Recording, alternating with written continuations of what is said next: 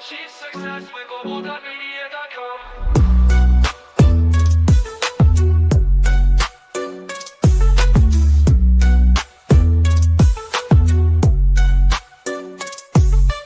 Every step forward is a new beat to your drum. Achieve success with Global.Media.com. And celebrate it with or without champagne. Hello. Hi, Annie. How are you? I'm all right. Are we live? I don't know. I hate when this LinkedIn says starting soon. So I give it a few more seconds. Yesterday we had technical issues. And today we have had technical issues. Yes, yeah, technical issues is the bane of our lives when we do events, right? Now we're live on LinkedIn. Michael, welcome. Welcome, Michael. As I always say, welcome. We mustn't work, or we should be careful or mindful when we work with children, tech, or animals live. Can we add Christiana to that list? I'm in a league of my own. Completely. Exactly. I'm in a league of my own. But first of all, Christiana, you're gonna be in trouble. Welcome. I'm going to say my apologies first of all for this situation. And as you know, I was still 24 hours before my internet kicking again. So it's been a journey. That's what I'm going to say this afternoon here in the UK. At least we're live, right? We are, yes. At least we are live. I'm grateful. Yesterday, I had this weirdism with StreamYard. So I kicked up a message before I started my show. So literally, I want to go live. Yes. We've gone live, and suddenly StreamYard says, we're not streaming to LinkedIn. I'm like, eh? So I refreshed my screen, and he said, yeah, you're live. Congratulations. I'm like, brilliant. Yes. And then it never went live on LinkedIn. No. It said cancelled. You are kidding me. Just a disaster. But the show went on. It was a lively show. If you didn't watch my Being Your Authentic Self in Business last night, go and watch the replay. It's worth watching.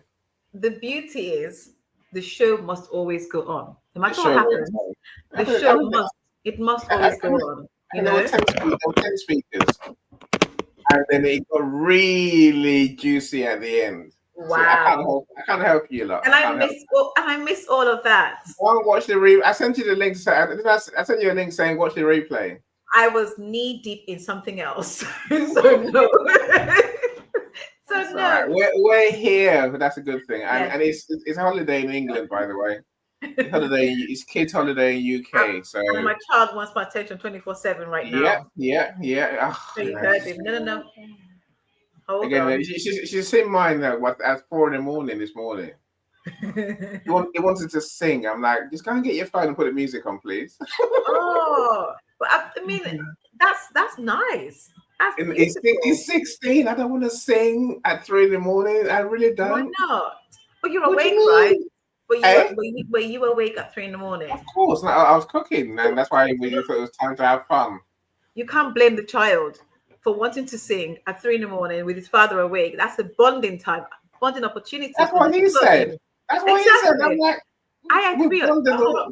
We've bonded all day. Now, why are we bonding again? And I'm going to bond tomorrow. You can never have too much bonding time with your child. You can. Cherish it whilst it lasts, okay? Cherish it now, Ellie. True.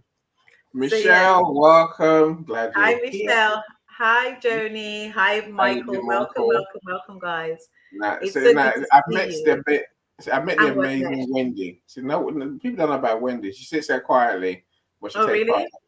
But she's truly remarkable.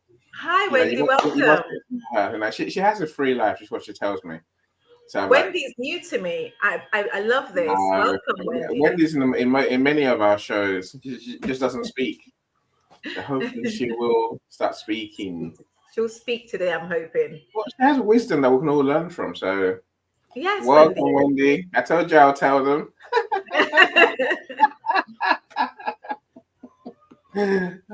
Christiana, come back.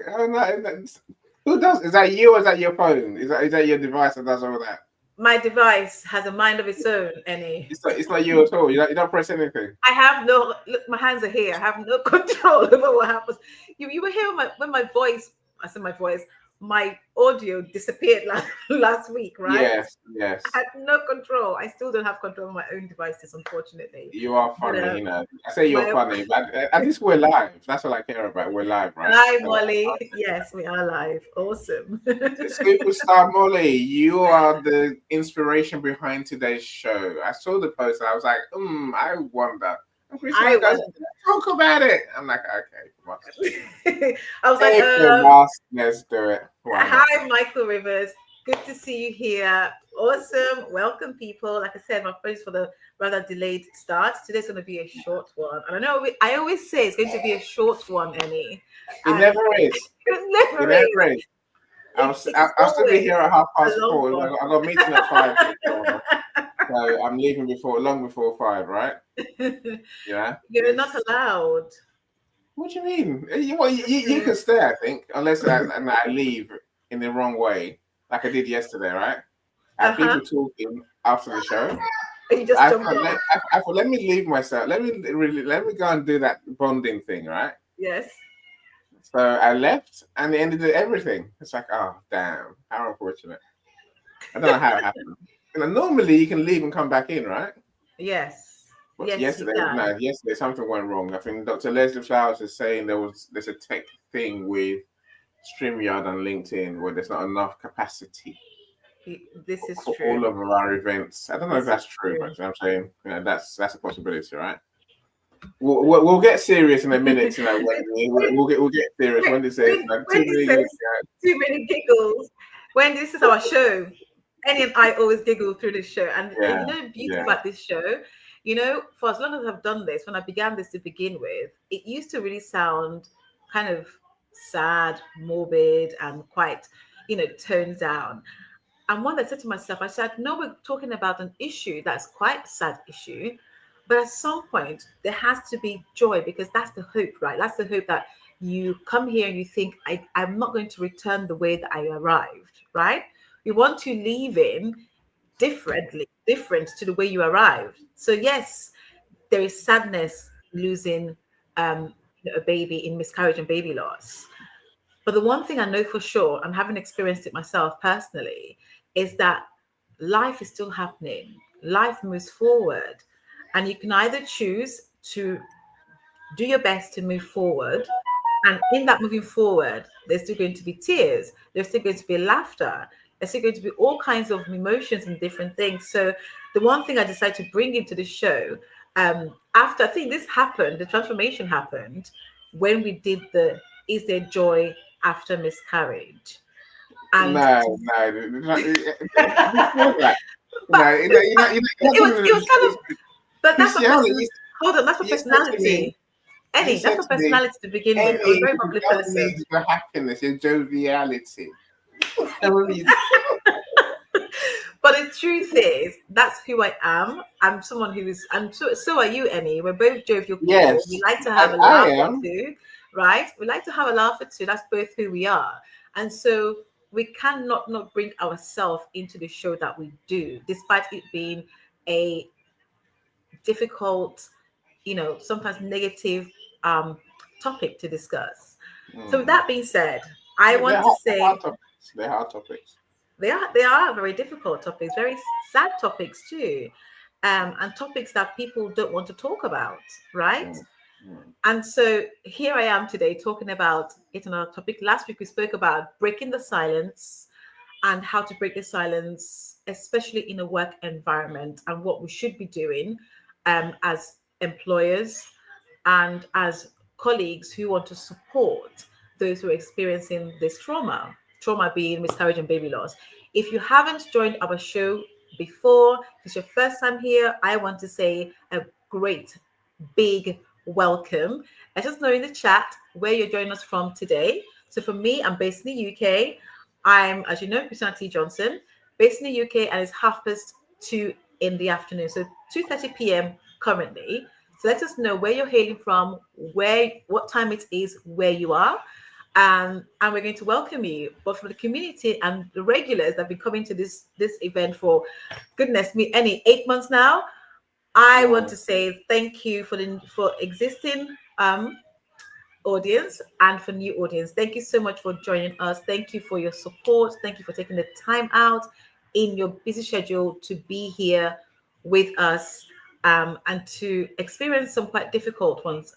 When we used to do audio, we had a plethora of those who would come on stage and share their graphic, very personal experience, and that still happens till this day. I want to say thank you for continuing to trust me with your information, trusting me with your stories. Please, please, if you know anyone who would benefit from this show, from this discussion, stretch your hands out and send out a DM to them, invite them to come and join us today, and let's, I suppose, enjoy. Let's enjoy. Thank you so much. Thank you, Nevada. Yes, Michelle. 7:30 a.m. Wendy. Thank you for being here at 7:30 a.m. I love it. Thank you. Thank you. What a great wake-up call Wendy's telling us. So great. So yes, you are right in what you say. Hi, Lisa. Welcome in what you say in terms of Molly. Where is Molly? I'm trying to find Molly in the crowd. I can see her. Molly, can you join us on stage if you are available and okay to join us? And I think she said that's what makes the show stand out. I'm not sure what she's referring to. But yes, hi, Joni. Joni is here. Joni is in Chicago. Yes. So here is what I'm going to say to you guys. Please invite others to join the room, to come and share. If you know anybody who may want to even have a discussion on this show about this same topic that we're about to dive into, I welcome you to invite them. And also, for those in the audience, please don't be shy. Feel free. I know it's not LinkedIn audio anymore. Don't be shy. You can turn your camera off, but I would like you guys to join us on stage. Feel free. So, with that being said, welcome to yet another show. This one was truly inspired. First of all, Molly is responsible for this. So, Molly, it's your fault we're doing this today. I'm not blaming you, Molly. Definitely not. I'm thanking you for kind of reminding us, bringing an awareness straight to my DM of this. So before I begin, I did actually reach out to the professional that wrote about this topic we're talking about today to see if we can get them on this platform to really share with us and to talk to us about this subject. However, that hasn't quite materialized, but that is not to say it won't happen. I'm going to follow it up and also hope that they will join us at a later date to expand on today's subject. So for me, I'm going to very briefly just talk about this without going too much in depth into it, because I want to reserve that for the professional to come on board and to share with us and really give us a great insight to this. So I've spoken about miscarriage, different topics over the month from 2 weeks, a month ago, we spoke about VTS, which is vanishing twin syndrome, the impact and how it happens and demographics and so on and so forth. But this week, it was brought to my attention, this very topic. Okay, so it's pronounced Rhesus. Okay, so it's the Rhesus factor and what that means for those who are carriers. I don't know if anyone's familiar with sickle cell, kind of with sickle cell carriers and how sickle cell works. It's a similar way in which Rhesus works. The first thing is, I know you're thinking, what is this thing? Like, what is Rhesus? What does that mean? Why should I really care about it? One thing I'm going to say is, it isn't specific to, normally, for example, sickle cell is specific to a particular race, but isn't specific. Okay. However, research does show that those who are based in places like South Asia can be susceptible to rhesus, and Europeans too. So Northern Europeans. So here is the thing. Rhesus, what is it? What does that mean? Right? What's the RH? So it's known as the RH factor. What is the RH factor? It really is to break down, to cut through the science and not to bore you guys to death, including Annie. And like, oh my goodness, what is she talking about? I'm lost. To not bore you with the scientifics about it. The resource of Rh factors is known. It's a protein that's found in the surface of our red blood cells. Okay, so why should I care about the red blood cells? What does that do? Red blood cells allows the body to absorb oxygen. Okay, that helps to deliver oxygen through your lungs and your whole body. Okay, I hope you guys are kind of following me right now. So your whole body, and it allows, again, it also allows the red blood cells to transport the waste, which is when you're taking oxygen, we breathe out carbon dioxide ultimately. So it removes all that out of your body. Then you ask me, what has that got to do with pregnancy? What's that got to do with miscarriage? What's that got to do with babies? Right? Here is the thing. The first thing is RH itself is an antibody. It's an antibody that can attack and destroy the red blood cells. Okay. So of your positive fetus. So think about it. If it is not doing the job that it's supposed to do, what it does is the negative starts to destroy the positive fetus, the blood of the fetus, which then results into miscarriage. So that's why it's important. But here's what we need to think about it. Let's think about those who are carrying this. So it is really, really important that I know it sounds crazy. And how do I put this? It's a bit like, if someone says, have you tested? If you meet somebody tomorrow and say you want to start a family with them, no one ever thinks about doing a blood test when you meet somebody. That's not a great first date chat up line, right? Can you imagine? Okay, we're meeting for the first time. Can I have a blood test from you first before we embark on the journey? So if I fall in love with you, you and I cannot meet, because what happens is we'll end up having recurrent miscarriages, right?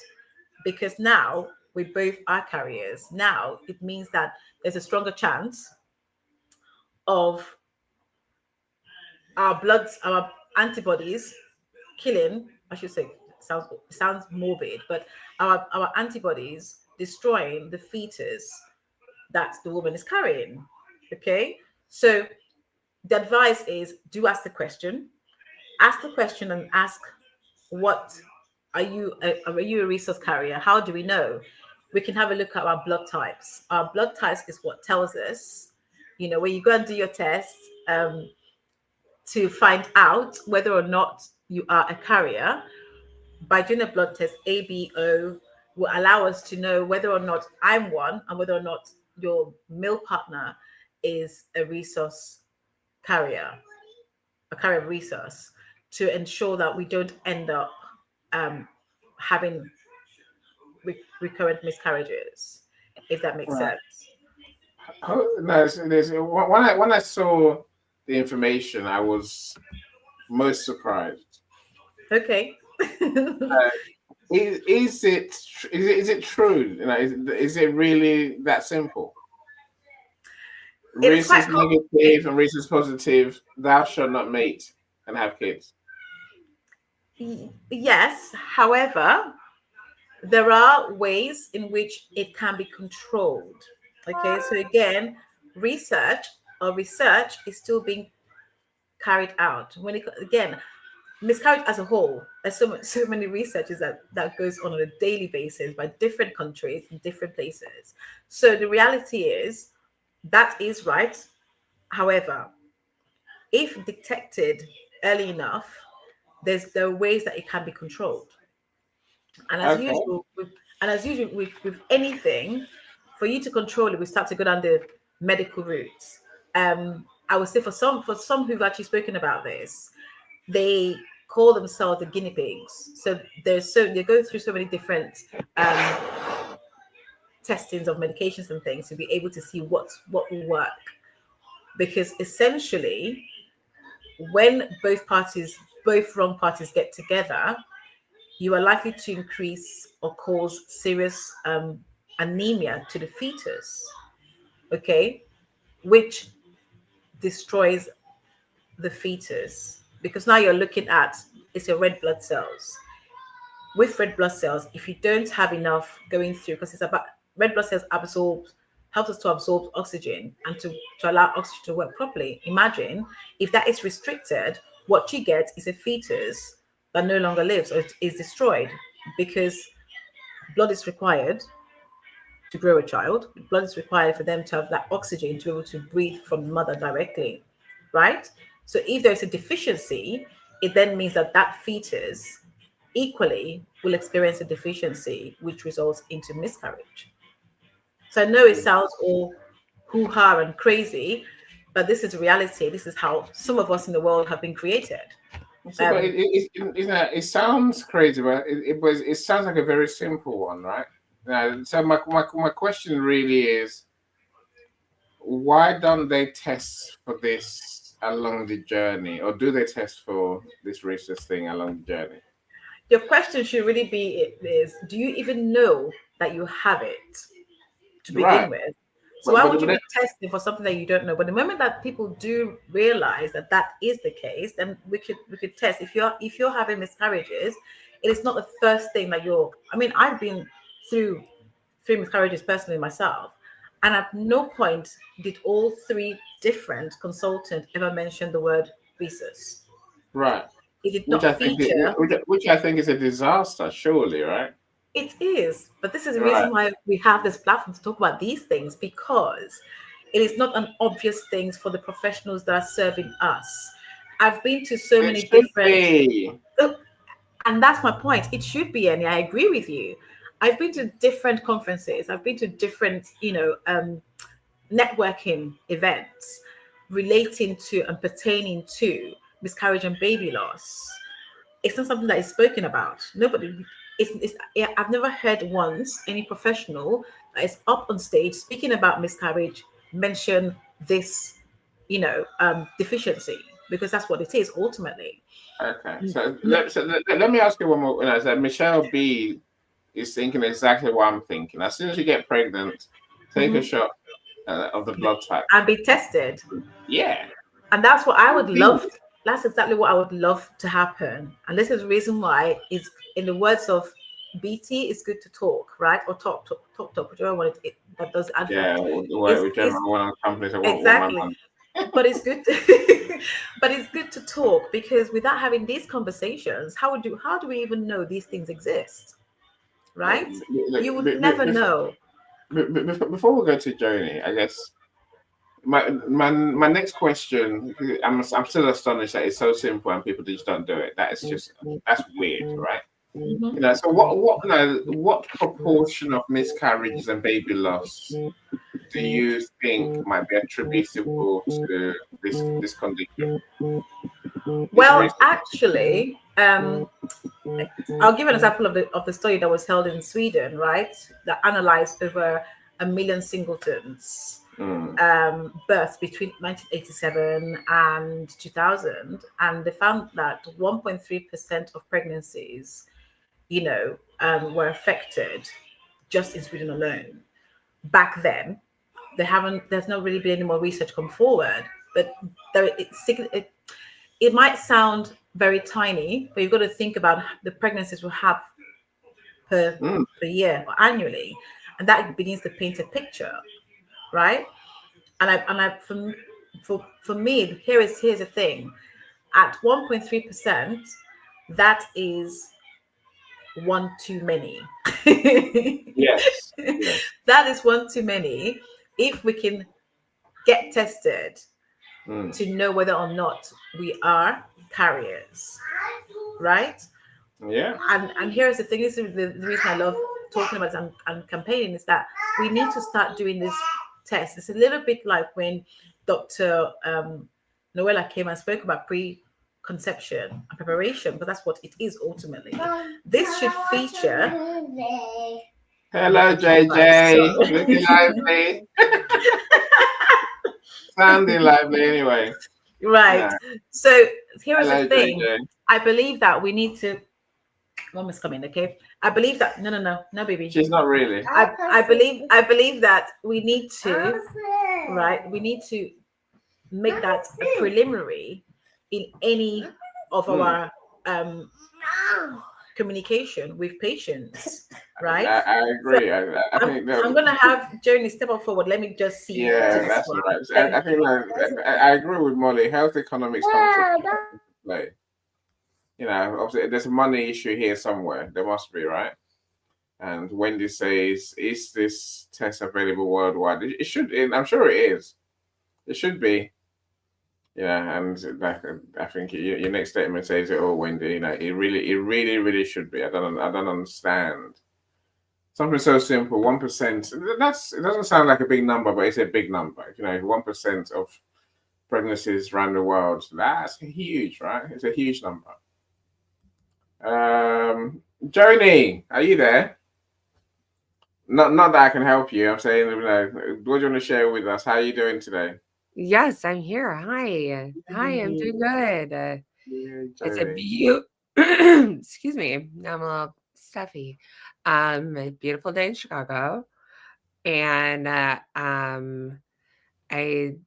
obviously love Christiana. So I like to try to attend her meetings because she's she's just so light. She's wonderful. And anyways, I relate to her because I've had 2 miscarriages, and I get it, how hard that can be. But I never knew about like the Rhesus, I guess it is. And honestly, I think it is just going back to hi, sorry, did not make it wrong. And going back to what we all have said is, get a second opinion. Go to a reputable doctor. Like, please, like, get things done early. You pay for the medical tests, even if you don't necessarily like want them, because they can definitely save your lives in many ways. And so, anyways, I just wanted to say to Christiana that I support her, and that's about it. Thank you so much, Joni. You know, it's a. I guess from talking to Christiana before we even started doing these shows, she made me realize there are some medical reasons and medical checks that can be done along the process. Before pregnancy, during pregnancy, that that could reduce the incidence of miscarriage and baby loss. Well, I absolutely know when I was pregnant with my daughter, and she had a hematoma like on top of her that was the size of like a grapefruit, and they're like, you're gonna lose this one too. Like, no class about it, just you're gonna lose this baby too. And I was like, thank you, like, when? And so that's great. But yeah, I think maybe another topic could be like the sensitivity of healthcare workers in delivering some sort of bad news that you are, told in your whatever little office that you're going to. Because sometimes it's really confusing to people, and you're just like, what? Like, do I have to really worry, or if I don't have to really worry? I don't know. And yeah, my body absorbed like the whole grapefruit, and my little teeny embryo survived, and now she's a real bitch. No, just kidding. She's not listening, Now thankfully. got it. Now she's got this sass. She's 13. She's like, yo, I go with my friends to Starbucks, and I'm Junior, I like, heard that. how did the orange or grapefruit not knock you off? What happened there? Yeah, so you're too funny. You really are. You know. Christianity you're back as well. But no, but seriously, like early detection for everything is such an important part. It's important, right? And it's important to be the advocate for yourself, because if you're not the advocate for yourself, no one else will be. The doctors are so busy, and they don't really want to run back and forth and like think of solutions unless it's like someone is straight dying. So yeah, be the advocate for yourself. And I can mute myself because I am interested in learning more about this Rhesus thing. Christiana? So the Rhesus. Hi, I'm back. Sorry, which guys. is often abbreviated in the US as the RH factor.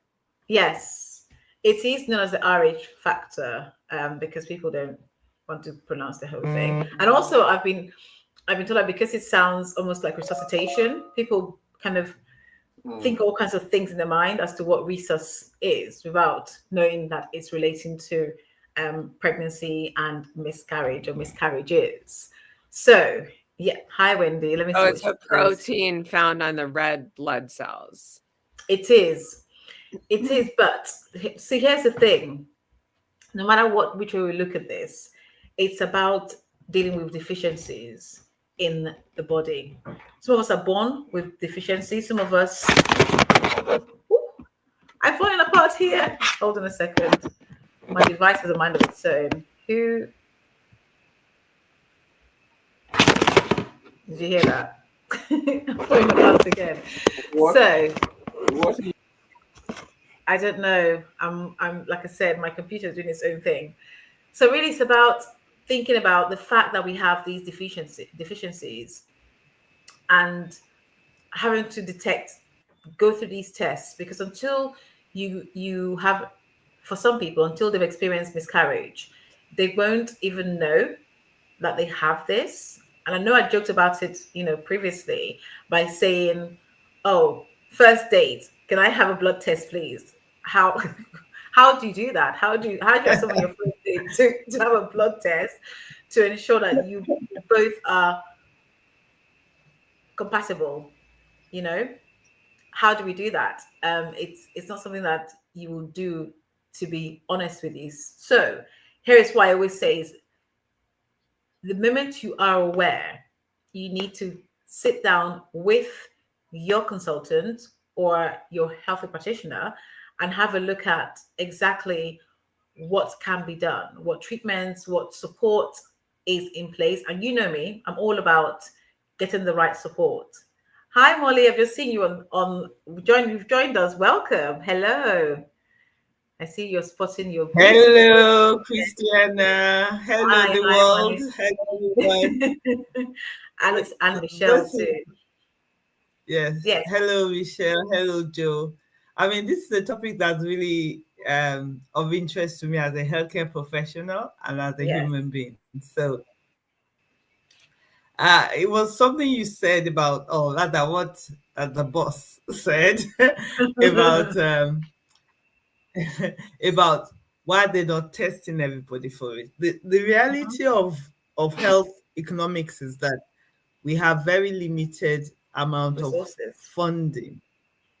So in terms of how health economics work, you have to say, these are our challenges. These are the ones we're going to put the money to. So why is resource related miscarriage is not something that's priority. I think partly because there's a disengagement between the impact of miscarriage on the woman and on the individuals and the family. I think that there's something there that's missing.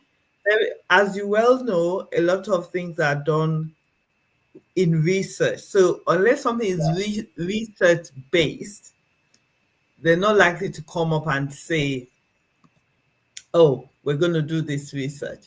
And the other thing is that if you look at the world, I think we're now 8 billion people. Yes. So there's a natural elimination of course, by virtue of miscarriages or pregnancy not coming to full term. All of those things play a role. So to answer the question, until on it's your happened. first date, are you going to be pardon me? On your first date, are you going to be asking the man? On the first day, are you going to be asking, oh, are you HIV positive? Are you Rhesus positive? Are you whatever else what's your blood positive? type? I mean, so I love science, so it's a kind of conversation that I would have, but not everybody's like us. But I guess the thing is making that conversation normal.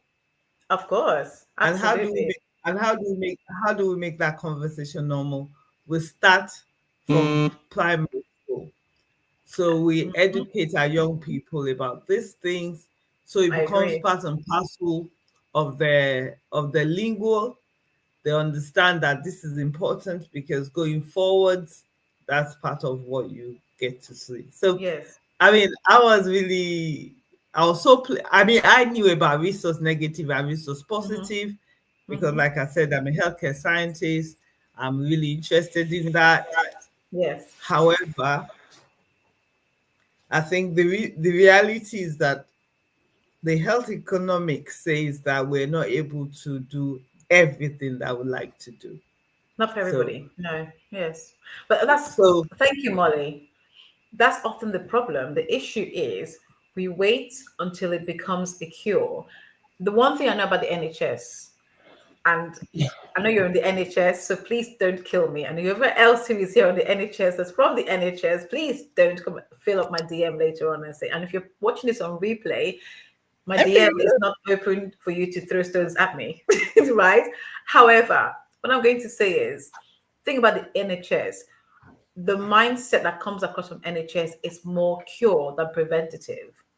Therefore, I understand, and I can understand too that part of that comes from a resource point of view, right? The lack of funding, the lack of resources, the lack of and the shortages of professionals that well and truly equipped to undertake this kind of work is quite lacking in the NHS, and therefore it becomes a choice. It's a bit like, who do we keep alive and who do we let go, right? Who do we test and who do we not test? Do we have resources to test every single person that comes through our door? The first thing to say that those who, and I agree with you, I take on the point you've mentioned, Molly, and thank you for that point. The same thing with me. I'm heavily someone who believes heavily in education from a younger perspective. We must educate our young. The reason being, when they hear these things, when they come to understand, they have the time and the options to maneuver. They have the time and the options to be able to know what's next. They've had it long enough to be able to say, okay, this is what I'm aware of about my body. These are the things that I can do. They can start to take the steps to be able to then, when it comes to the point of procreating, when it comes to the point of having a family, they have options, right? They can begin this early to prevent it becoming a cure as opposed to prevention. And that for me is the reason why I really want to speak about this today, is to say we often wait till things have gone wrong. We often wait till it's at the later stages. We need to start making this. And I said to you, we need to start making this a priority as well. Because I know the NHS is is stuck. They have so many priorities, competing priorities, right? Where do you start from? I'm just going to come back to you on the NHS. Yes, I am going to DM you live on this session. So the NHS, where we are amazing, if I say so myself. Okay. Yes, And I don't dispute that. yeah, I Some know of you you are. didn't. Right? Some of you are. I'm just going to put it out there. But the reality of the case is that if there are conditions that you need to deal with, you need to prioritize. Yes. Just as you're doing this show today, somebody might have invited you to another show. You're going to have to prioritize this show over that other show. And that's really the truth about healthcare. And I agree with you. I think we need to be doing more preventative medicine. And Yes. preventative medicine falls in the public health domain, which Yes, is it does. different from the NHS. Well, not different, but what I mean, you understand what I mean. Different Public remits. health The different is what we. remits. You see, I think Yes. So I mean, for you, Molly, and for Christiana, and for you, Joni, my American friend, Americans pay for their health care, right? I guess I say the same for Michelle. Americans pay yeah. for the health care. So why wouldn't they just offer that as a standard for them, for Americans to pay for? I don't know. I mean, honestly, it's not standardized any. Nothing is standardized. It depends on where you go, what hospital, what doctor, how knowledgeable they are. It is not standardized. There's no like check order, which honestly, like probably is more done in like Russia, like in a communist country. They have like a specific order of operations. But it is not standardized. So if you go to a good teaching hospital, something associated with a college, that will help you more than anything else. That's just my own advice. And honestly, your conversation, and this is a silly comment, but it does remind me of my favorite girl band group, TLC. And T-Baz being born with years ago. T-Baz being born with sickle cell anemia or sickle cell, and I cried about that in 7th grade when I found out. And so it's just she's healthy now. The left eye is not, but I think it's so important to get a second opinion if you're nervous and get it from a reputable hospital. It is. The one thing to say, thank you, Joni. One thing to say with this is I will really advise the men, because it's fathers that many carry on this RH, positive, negatives, is carried by males, the fathers. It's inherited. And so it's really important, because even your own father may not even know at this point that is something that they carry. They can pass it on. It's really important that we have ourselves tested. It's like any other situation where you go and you have I don't know, whether you're having a condition, whether it's PCOS that you have or endometriosis. When you complete the forms, usually the question is this inherited? Do any member of your family have X, Y, and Z? It's list like all of the list of different conditions that you get to tick no, yes on. Is something that in all the forms I've done, relating to health, relating to my GP and so on and so forth, I've never seen anyone, especially when it comes to fertility and pregnancy, I've never seen Rhesus on the list of conditions named. And there is a missing opportunity here, as far as I'm concerned, NHS, because if this is something that people are experiencing and it is inherited, it's hereditary, why are we not seeing this on the form? when you're dealing with fertility issues, right? Because we know 1 in 8 couples go through fertility issues or challenges to begin with. I haven't seen that on the form. I think we can simply get these blood tests long before. Just as like having a passport. If we knew it was so important, we just need to get the blood test to know, and we can know from day one. We can know from before we ever meet anyone, right? If I knew my blood type and this Rhesus thing, where I stand on that, I'm saying that's not impossible, right? That's not hard.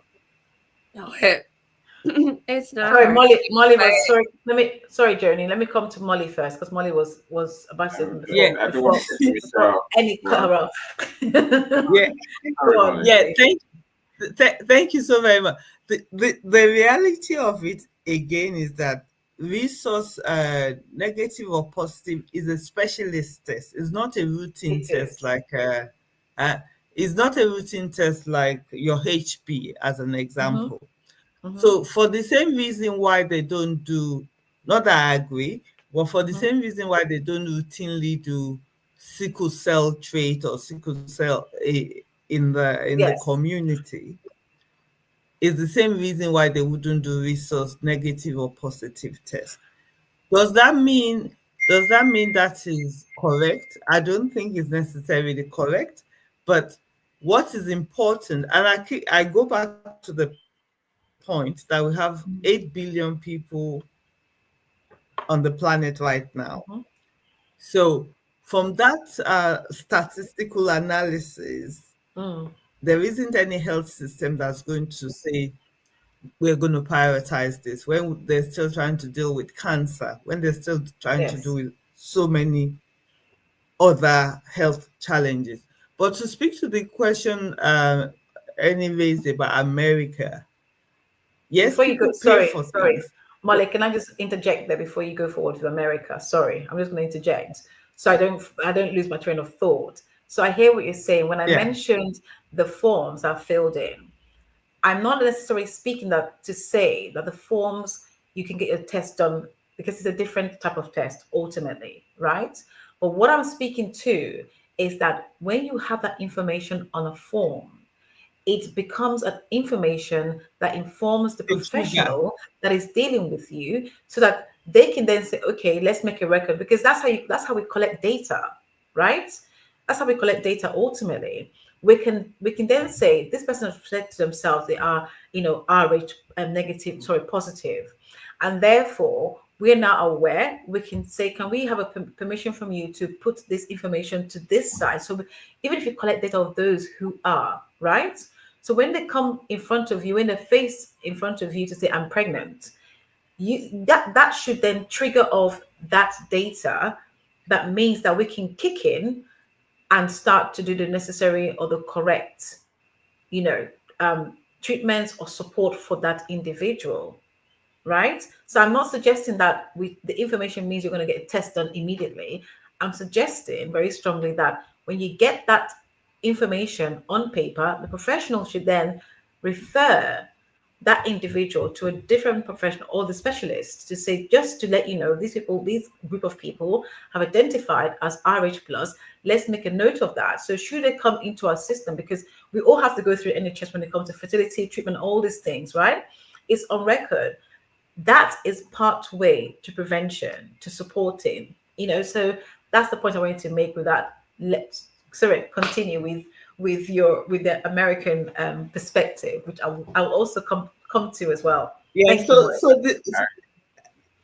Yeah, that's all right. That's fine. Just on the American perspective, you have to also remember, well, up until the current administration, a lot of things that happens in maternal health is driven by WHO. So there are certain standard tests that the WHO would recommend for pregnant women or screening, and that won't. I haven't checked, but I can pretty much say that that's probably not one of them, unless you're in a high risk category.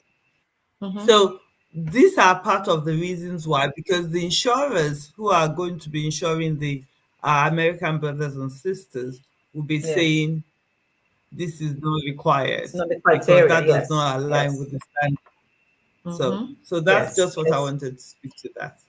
But that's the reason why I love, thank you so much, Molly. I love us discussing this, because we must get to a point where common sense overrides, right? Common sense must feature in our working practices. It must override what is supposed to be standard from WHO. And I understand the same thing with NICE guidelines when it comes to health and fitness, right? They have their guidelines, 3 to 5 days per week for exercise of 30 minutes and so on and so forth. But when you're faced in front of a practitioner, common sense must always prevail over what is standard, because that's how we save lives in a healthcare practice, I should say. That for me is the reason why I always speak about prevention when it comes to NHS. We take the let's cure people, method and mindset, as opposed to let's prevent what's going to happen. So when a woman who is RH minus meets a man who is RH plus, essentially there are problems, because we know that if that man should then impregnate that woman, there is a high risk of miscarriage happening with that baby, right? Because that union, that connection means a high risk of anemia for the baby, which then results in that baby not getting enough oxygen to be able to sustain their living in their mother's body. So when we're doing all this form, because the one thing I know in every space that we occupy, there are forms as long as the day, right? And there is so much information to collect as long as the day. So why are we not taking the opportunity to say, right, we're collecting data anyway, why don't we collect this information? Because we've experienced, and here is the thing as well. When we've had an experience in a particular condition, we can't just stop there. We have to continue. And I know research is ongoing 24/7, but let's start to involve those people who are experiencing, so we have more people come through that we can have conversations with. Let's talk about it more. And I know that we don't like to spend resources where it's not needed, but actually when you think about it, it is needed, right? I mentioned earlier as to 1.3% in Sweden, goes through this, and they've identified this is what's happening. Now, how do we prevent it? And I will say this, when it comes to healthcare, when it comes to all these things, yes, the UK is great at what they do, but there are other countries that are taking preventative measures when it comes to this particular topic, right? So what are we doing? Why are we not doing the same thing? Why are we not looking for best practice and being able to say, okay, we've learned best practice. How do we implement it? I know we have we know we have a resources issue. How do we circumvent that? What else can we look at? What else can we do? We need to take the time to do so, right? And I understand NHS have great practice. It's awesome. In some cases, in some areas of medicine, not all, not all. But how do we open up the doors so that we can begin to truly help those that need that help? That's what I'm about. And this is the reason I'm having this conversation today, because I believe that I mentioned earlier, when I've attended conferences, I've not heard resource being discussed. In all the conferences I've been to, I've never heard resource discussed in those conferences. It's not a table of conversation. Why is that? Yet it affects so many people. It makes no sense to me. We must start to operate where common sense overrides standards.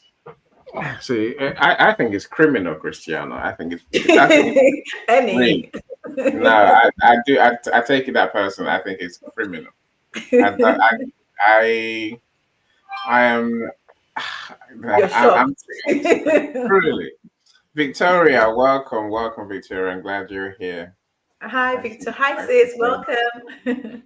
Yeah, let's hear from Michelle. I'd love to know what Michelle's take on this topic is.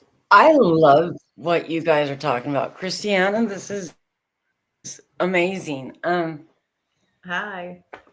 I have a very weird blood type. My respiratory therapist loves me. Whenever he sees me, he's like, the golden girl's here, the golden blood's here. And it's like, okay. Because not many people know about it. And actually, if you go into ERs, and that's why he does say it, If there's a new ER doctor and I just happen to be in there, don't touch her. She has RH null. She's golden blood. And most doctors don't know what the hell that is. And that's pretty sad. I am on a registry. From what I understand, my father was not supposed to have children. And so that's why he only had me. Yes. But he had the same blood as I do. And they did test me for it when I was a little kid because, well, I almost died from taking penicillin. So I'm like as fertile as the Napa Valley, you guys. One time's all it takes. And now she's showing to off. get shots. Now she's showing off. Yeah, I am as fertile as the Napa Valley. They even, with my daughter this last time, since it was only 11 minutes, because my first child was only 42 minutes, they were just like, you get pregnant too easy. This is, okay, we don't want you to die. And I was like, cool. So I do have this procedure to where I can have it undone if I want to. It's not a big deal. But I automatically have to have shots if I'm gonna. We decided to time me the way we did, so when I wanted to get pregnant again, since I'm as fertile as the Napa Valley, I'm telling you, California would really love me. You can't grow anything over there right now, but yeah, it's I have to have shots. I do take iron. I'm anemic. When I can feel myself getting, I know I need an anemic pill, and I take my iron. And there's not, you are so right. So many women die actually from this every year. Yes. And I think there should be more testing, everything. Like why our daughters are kind of like in school. I hate to say it, that we need to know their blood type. Yes. Because we're having kids now that have the wrong blood types and everything. And we have the technology to do this now, and we just need to do it. We need to start saving lives instead of just guessing and say, well, maybe Bobby Joe might make it. You know, I mean, well, good luck, Bobby Joe. But I mean, we can't be that way. Yes. Huh? It's like, you what? have a needle in the haystack, going in the dark. I think if you collect the information, it informs us of how we proceed forward. If we don't, and I agree with what Molly said, going back to, and again, this is my big thing when I talk about, miscarriage and baby loss, I always say we need to take it to the younger generation. The reason being, when they're aware of it, they can talk about it openly. Young people never shut up. they will talk till the cows come home, right? They can speak about it. They'll tell their teachers about it. Oh, Miss, do you know I've got X, Y, and Z? And the class will ask, what does that mean? What is that? So we need to educate our young people because they will spread the word faster than us adults. We have to arrange the right space, the right place, the right this, the right that. Young people don't care about that. They will speak it out. They'll be like, look, I've got X, like I'm going to doctors to get X, Y, and Z test done. And that informs their peers, and the word spreads like wildfire. So we have to educate them. Not just that, we have to educate them to be able to process what that truly means for them, the gravity of what they're going through. Here's the thing. When a woman eventually then becomes pregnant, for her to sustain that pregnancy, she has to get an injection, right?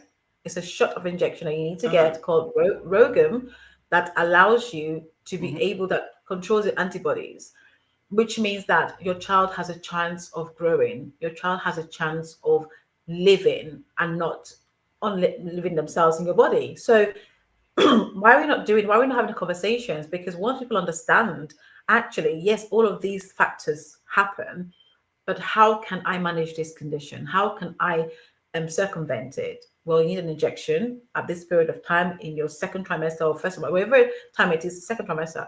We need an injection for you to be able to sustain this, so that you can have a healthy baby, right? And also monitor their red blood cells, so they're not born anemic, if that makes sense.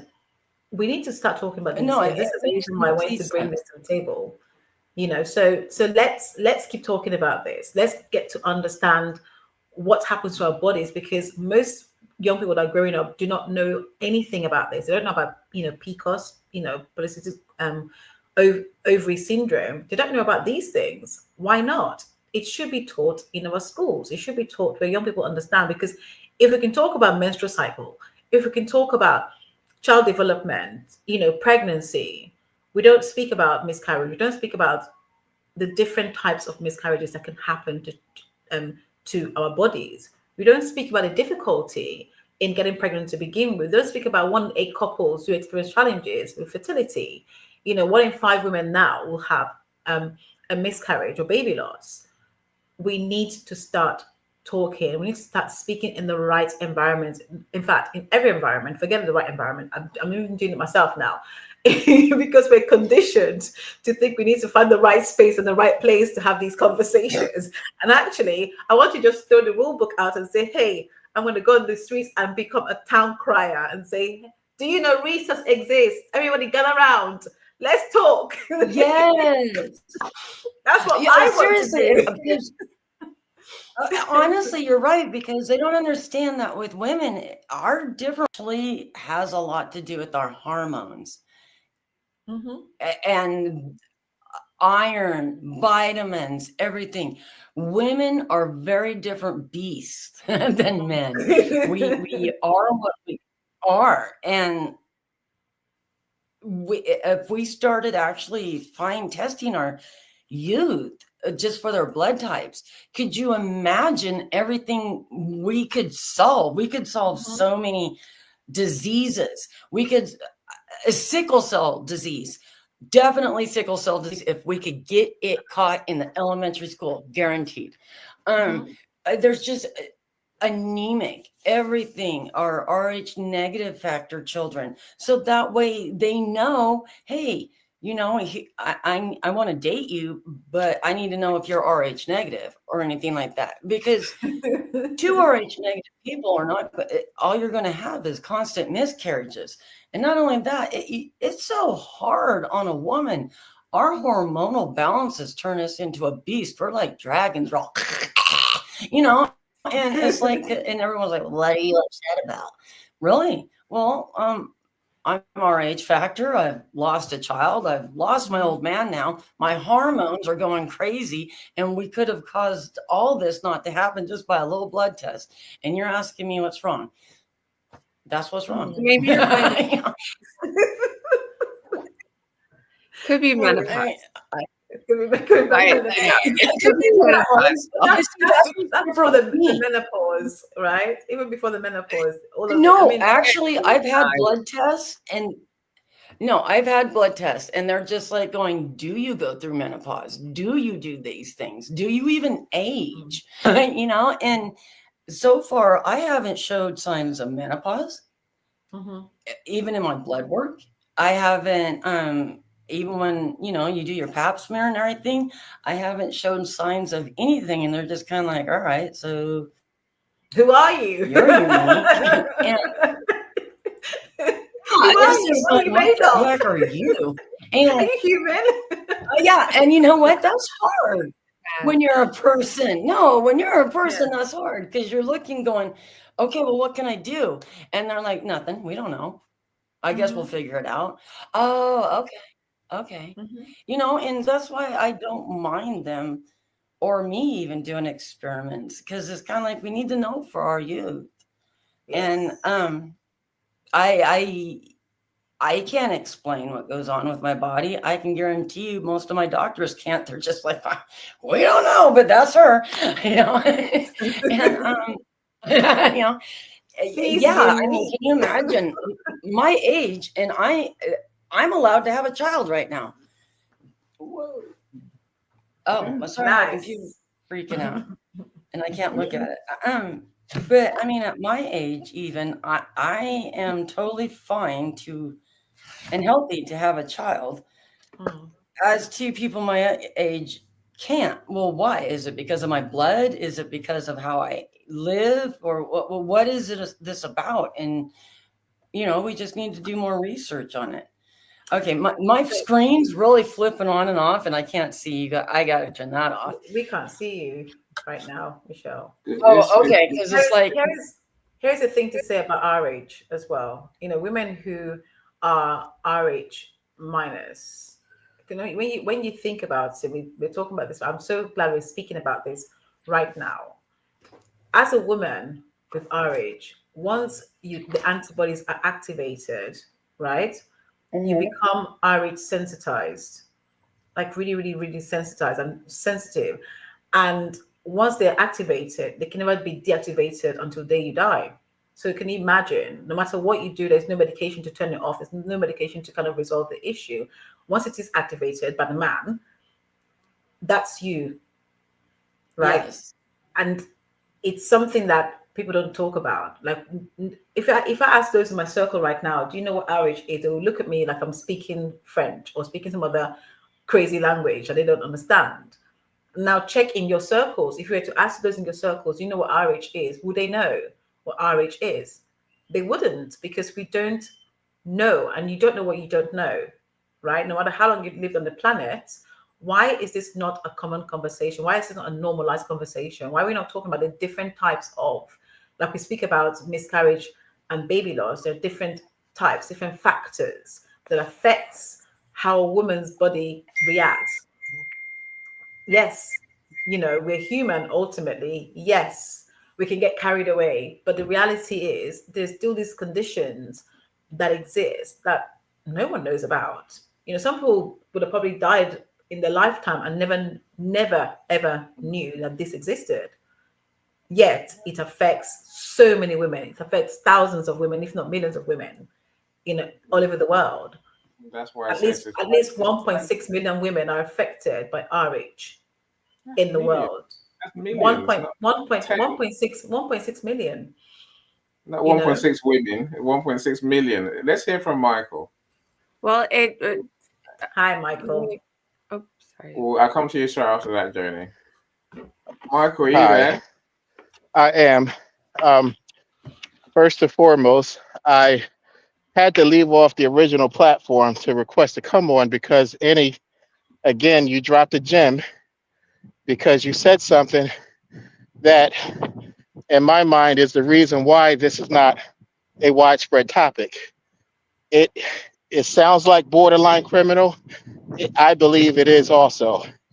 I believe that it falls under that right to remain silent, constitutional rights. Certain things should be voluntarily, but in actuality, policymakers are the ones that need to be hearing this topic.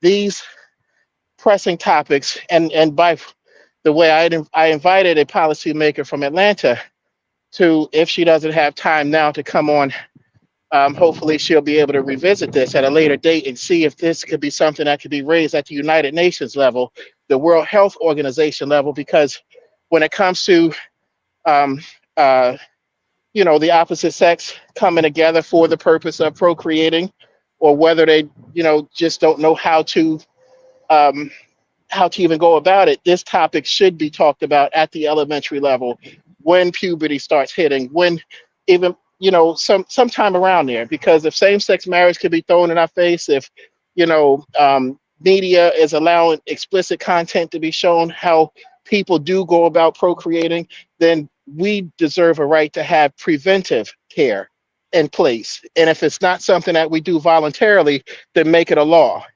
make it common, and make this a common talk. So, I see you, Annie, as being a knight, endorsing you at the knight level, Sir Annie, because you talk about topics that directly impact our mental health and stuff that can actually,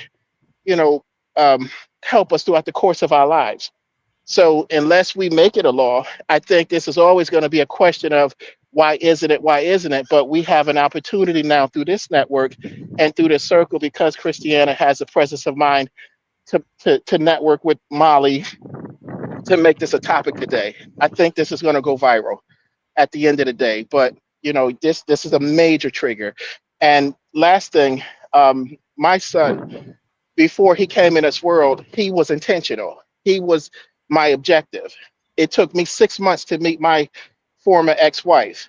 And one of the things that I asked her to do was to share with me a bill of health. She is a very attractive lady. And for me, just meeting her acquaintance, my desire was, since I'm going to spend the rest of my life with her, in my mind at that time, I might as well know up front what I have to deal with, so there's no surprises later. It just so happened it took me 6 months, but how important it to you all topic up and making this, a pressing amount, because I'm going to share this as many times as necessary with the right people that could bring this in the right conversations to see the world make changes behind the right to know our bodies. I think before you graduate high school, before you graduate and are considered an adult, we all should know our body type, blood type, and everything else related to us. But thank you All the for types. sharing. I yield. Thanks, Mike. Thank you so much. I did want to bring this topic here today because I think it's something that like I mentioned, when I read the post, I was like, oh my goodness, I'm going to have to bring my 6 months plan into now plan, because I have all these topics that I want to talk about on this program. And sometimes, depending on the conversation that I've had with, person B or person C, I tend to kind of reshuffle what I want to talk about and change my topics. Hence the reason why it is sometimes difficult to plan topics in advance, because I know that something else will trigger me and I want to change the topic I want to speak about. So this is how this worked. When I first began, I used to plan my topics in advance, and now it's like, nope, I won't do that anymore, because you just never know what you're going to come across. You just never know what topics affects whom. For it to be serious enough for you to come and say, let's speak on this. And thank you for your thought process, Michael, once again. I really believe this is something that needs to start from the ground and up. When I say from the ground, I mean our youngsters need to hear this. They need to start to have the confidence.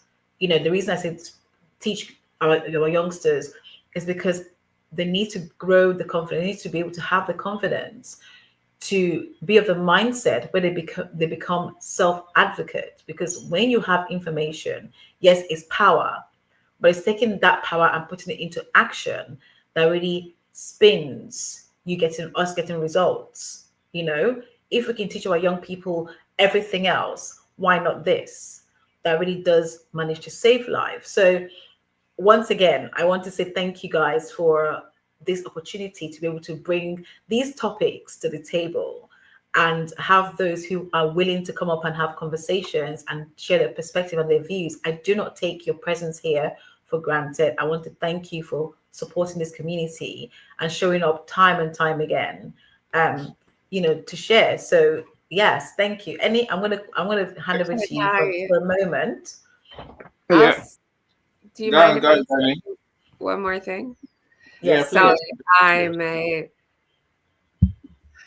So I just looked up in the Harvard Medical Journal because my mom has access. My mom's an amazing physician. So but 1 out of 1,000 people suffer from this, and that's pretty huge. That's like you walk down your street. 1.6 million. That's a lot of people. 1.6. And then I am curious. So my best friend from high school, she spent, gosh, at least no, more than that, like $300,000 on IVF because she kept having miscarriages. And I'm wondering if they even tested her for this type of thing. So it's a really great great topic. I also know that like one two other little facts. So for women, that this is not our topic, but women who have diabetes, it is especially dangerous for getting pregnant, and you just need to find the right doctor who can treat you appropriately so that you keep the baby. And also, as many of you know, I raise golden retrievers.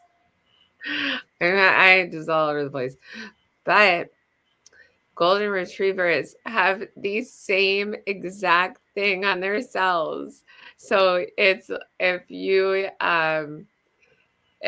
you can Google it, but they have the same type of protein that's on the red blood cells, which is what we're talking about, that can cause them to not get pregnant. Yes. And I had no idea. And if also, if there is it's very interesting to know, like, we have our own blood types. Dogs have their own blood types. I'm sorry to bring this into a weird direction, but it's true.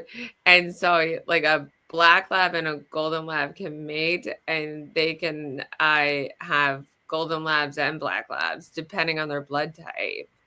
And I think that's really cool. And so I like the science aspect of your podcast, and I am just interested. And so I am going to call my friend who had a lot of miscarriages. She had one successful, but that was IVF. But she spent, gosh knows, her whole savings trying to like keep her life together. And fortunately she had it, but it should be like a standard question on like a checklist. You walk in the doctor's office, like, yes. Yes. Yes. Totally agree. If it's collected, and I agree, Joni, or if that information is collected, because sometimes what happens with doctors, they're not in the right place, not the right people to be able to offer that. But what's important is that they are attached to the right people so that referral can be made immediately, rather than allowing the patient to walk away, go home, and not even be aware, or until it's too late. We have to have a unit that works. I call it integrated services, right? And Molly, you know what I'm talking about when it comes to NHS, when it comes to anything social care, social health, public health. We have to start working in an integrated, professionals perspective, and work in that properly, not just verbally, but in the actions that we take to ensure that that's what's happening. So whether we say, if we have 10 patients come here who've disclosed that they are experiencing miscarriage, or they've identified, more importantly, that they've identified on the questionnaire that they are RH ... or the AB positive, whatever blood type, that means that they fall in this category, that referral must be made across to prepare the professionals for that individual. I don't believe that we need to wait until things go wrong, until miscarriages are happening before we think, maybe that's the case. Maybe we're not quite sure. We can go into the person's note and see, are they RH? Is there an issue here? What's the issue? Oh, they've identified X, Y, and Z. So what's the next step for them? And begin the process straight away. And that should not be limited to certain patients and not certain patients. Everybody should be entitled to have the same, treatment, Okay. the same. I just got a response from my best friend, who she's lost 5 pregnancies. I just texted her. 5 pregnancies she's lost. 500. I'm gonna go $500,000. It could be a little bit less, but I was like, "Do you ever get tested for the rhesus factor?" No. No. What is that? Criminal. But this is the point. This is the point I'm making. Why would she know? But that's amazing. That's real life information. Hold on a second. I think Molly wants So to speak. Yes, Molly. Yeah, no. So that's a point of research right there to prove whether we. I'm sorry for her miscarriages. That's the first thing I need to say. I'm really sorry about that. I'm sorry for the expenditure she's had to incur for the IVFs. But this is a live demonstration of seeing whether actually there's something about what we're saying, and check her resource status right now. And if it's Absolutely. negative and her husband is positive or her partner is positive, then we can take this to the World Health Organization and say this is a case in point. Absolutely. And Case studies are important. as much, and as much as I really would like everybody to know about this, there's a big education piece that needs to be done. And when I say education piece, around one of our colleagues in this calls talked about where the postcode, what we will call the postcode lottery, i.e., depending on which health There you are. organization.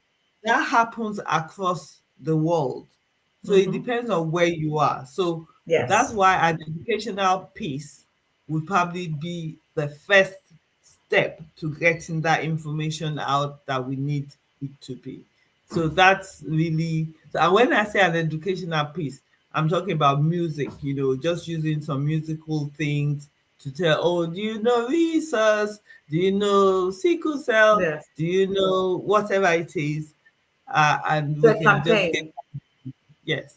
Yes, some form of campaign. Thank you, Molly. And I do agree with you. So here is what I'm going to say is we have to call upon different measures, different ways of highlighting something that we want to see. I think I'm just blocking this. Worknesh, I'll come to you in a second.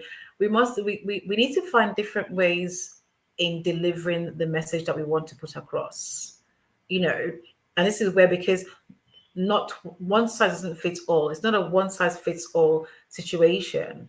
Therefore, we need to use the different resources or call upon the different resources to be able to use in our power as professionals to be able to ensure that we are delivering the best service, right? Because you might be in postcode, we'll use an example of here, we might be in postcode Duffield, which is, a high elite area, and they might be the first in line because they're from Duffield. That should not be the case. The case is we're all humans first of all, right? As professionals, we can get to say, look, let's put it in everywhere. That singing campaign, that case study that we're doing, it has to be in every environment, every background, no matter where you're from. You should be able to have access to that information for you to come out and say, thank you for putting this across. Identify as someone who potentially may have X, Y, and Z, because I've had about 5 or 6 miscarriages. It should not be restricted, is the point I'm trying to make. It must be open for all and not restricted for certain individuals or for certain postcodes, because that's what we often see happen, and it shouldn't be happening, right?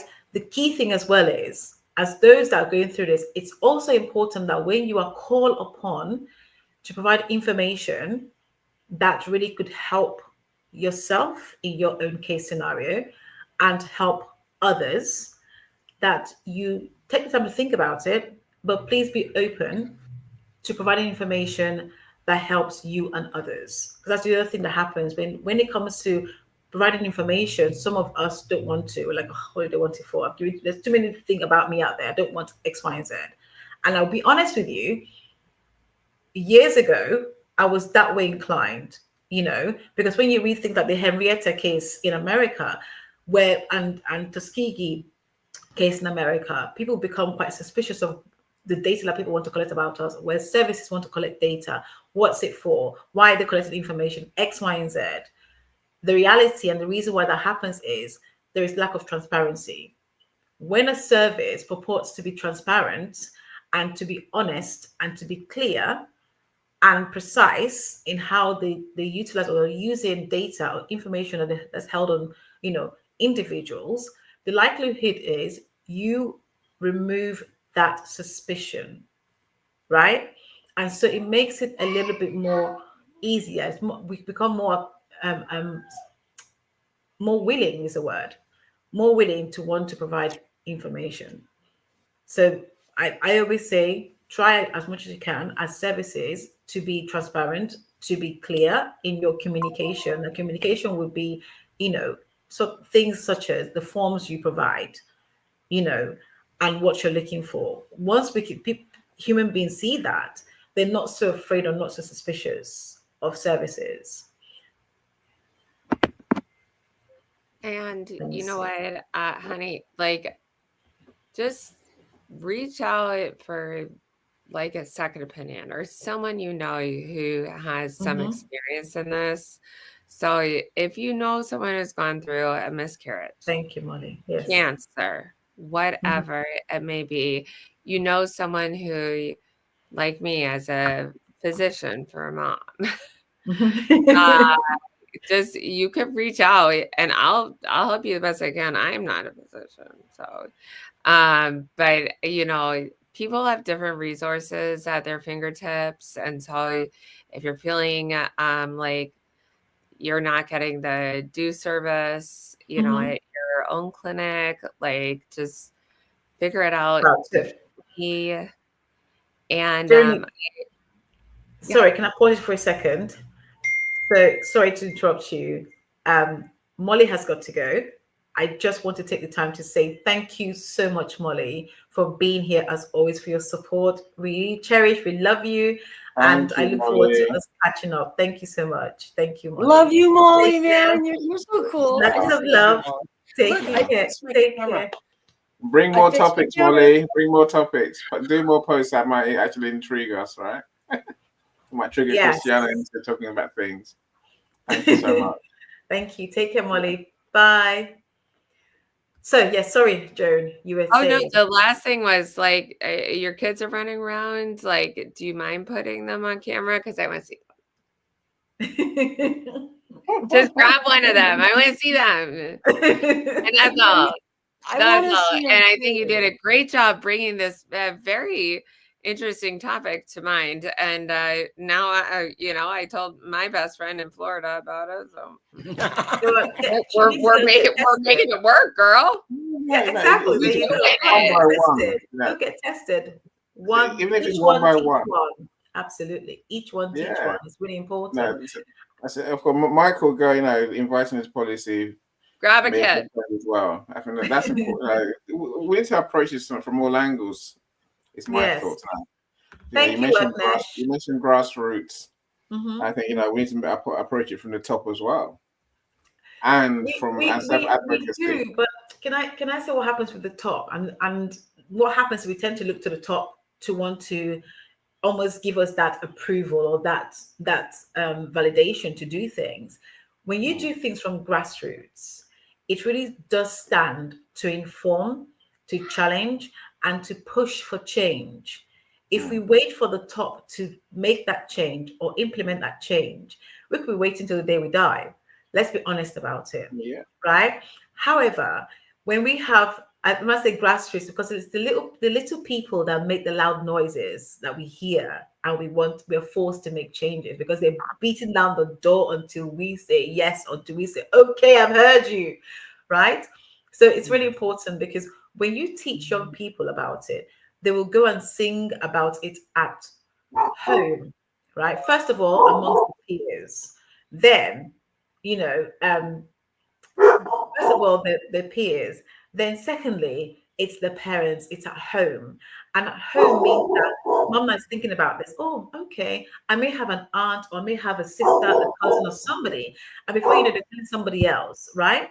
As the news goes around, when it comes to things like change.org or places like change.org that want to write petitions, we're more likely to sign a petition to agree to do something, because now we have an awareness. Now we have, an opinion. Now our ears have been opened, and what you hear, you cannot unhear. The same way what you see, you cannot unsee. So as you start to hear about it, the children are very good at going home and educating their parents about what they've learned. let's put it this way, right? They will definitely go home and say, "Mom, did you know we learned X, Y, and Z today?" I mean, we're all mothers here. Let's talk about what our children bring home to us. What we want to know, the ones we don't want to know, we still get to hear them, whether we like it or not, right? And that's the impact of children. The reason why I say children are the important factor in bringing, information as this to light, and for a change to happen, is that they will bring it home and they will tell us. So rather than waiting for those at the top to do X, Y, and Z, let's go into our schools, let's educate our children and let them take that information back home and back to the different spaces that they occupy. Because guess what?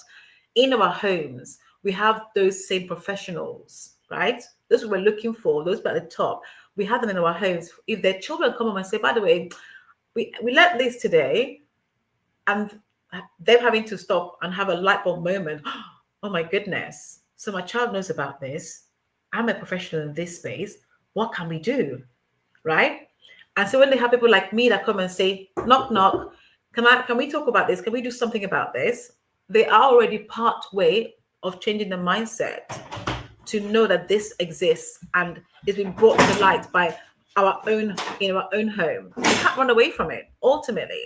That's why I believe in working with youngsters first, because they carry that torchlight. They carry that information. They are our mouthpiece. When us adults are busy trying to think of right space and right place, they don't care about right place and right spaces. They want to talk now. Can I say something? Yes, absolutely. I'm just going to throw this out here, and it's the easiest thing in the world to do. When we give birth, guess where we're at usually? A hospital. Hospital, yes. So if we choose to, yes. It would be very easy for us to actually do blood tests right there. Mm-hmm. No one has to go through anything.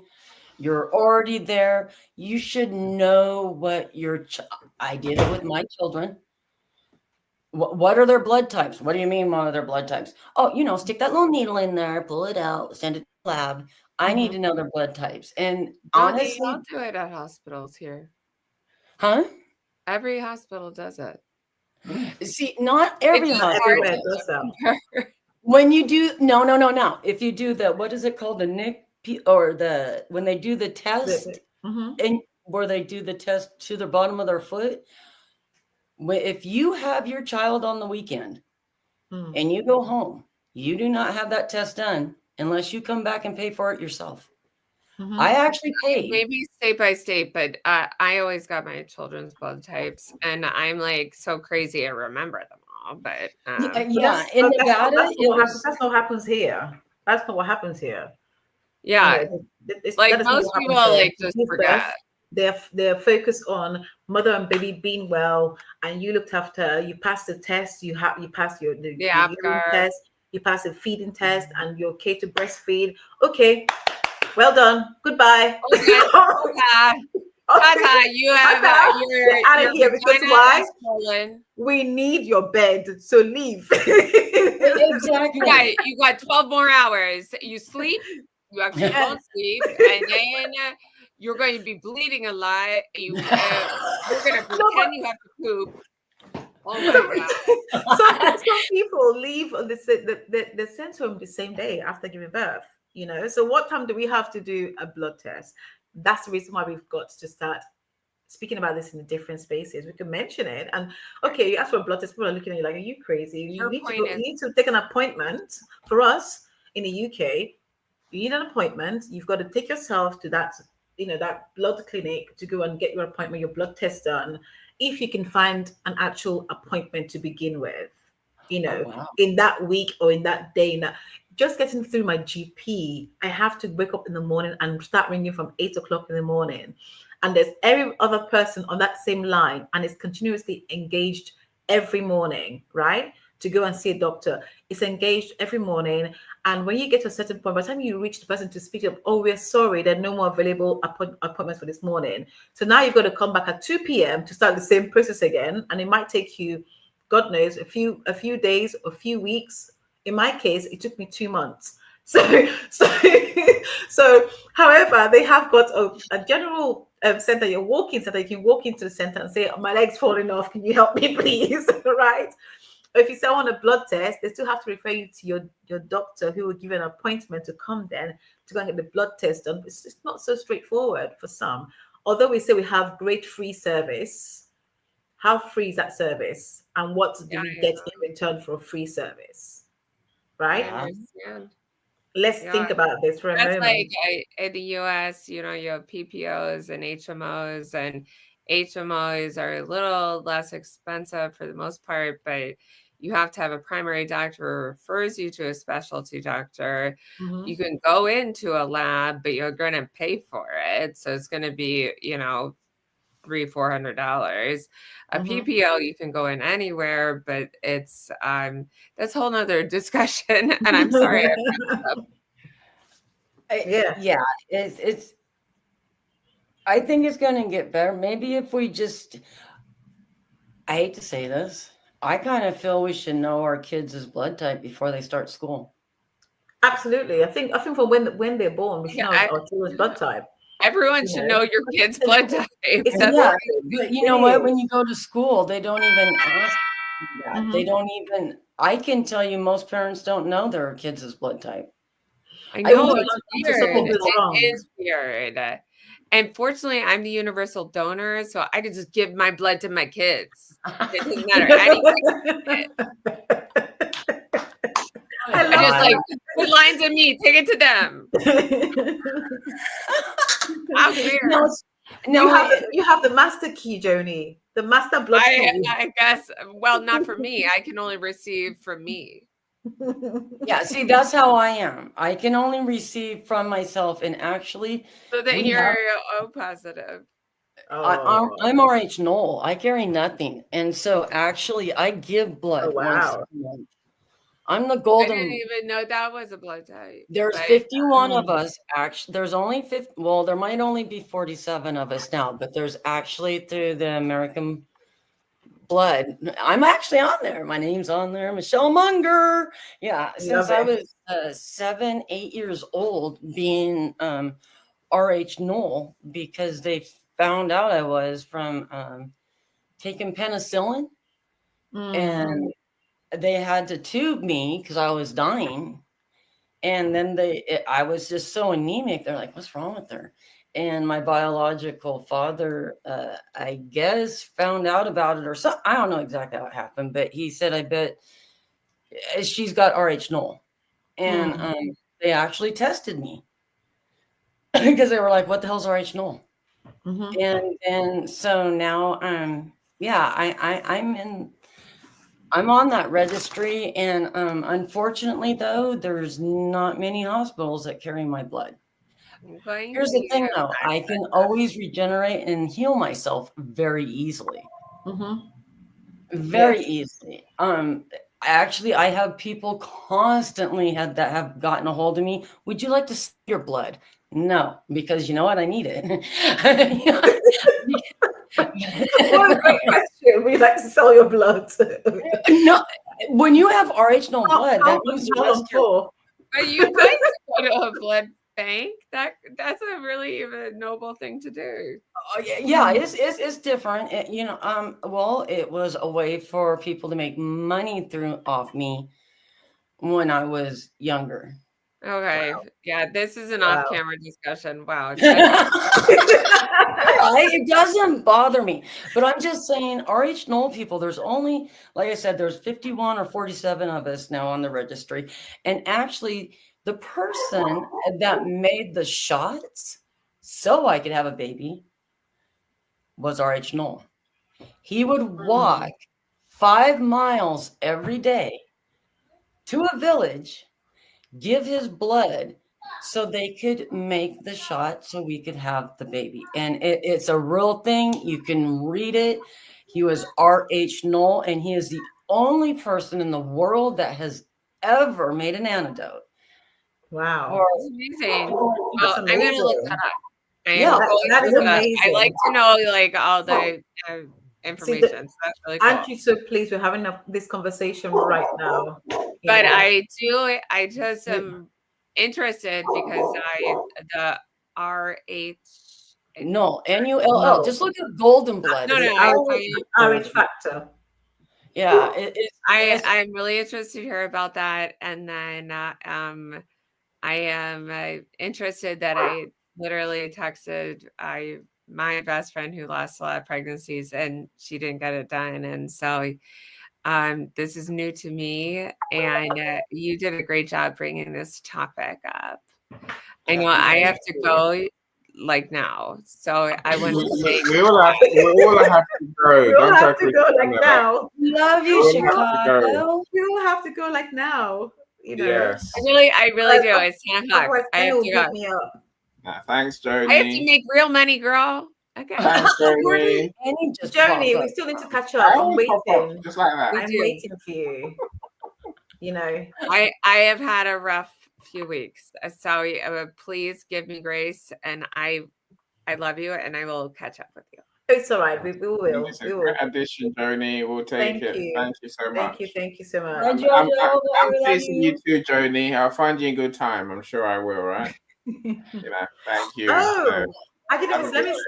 Let me say a quick hello to Philip Isles if he's still here. I've missed people on this. Welcome, Philip. I can't see them. Philip Isles was here on my LinkedIn. I can't see them. You can see Philip Ailes. I can't see. Ailes.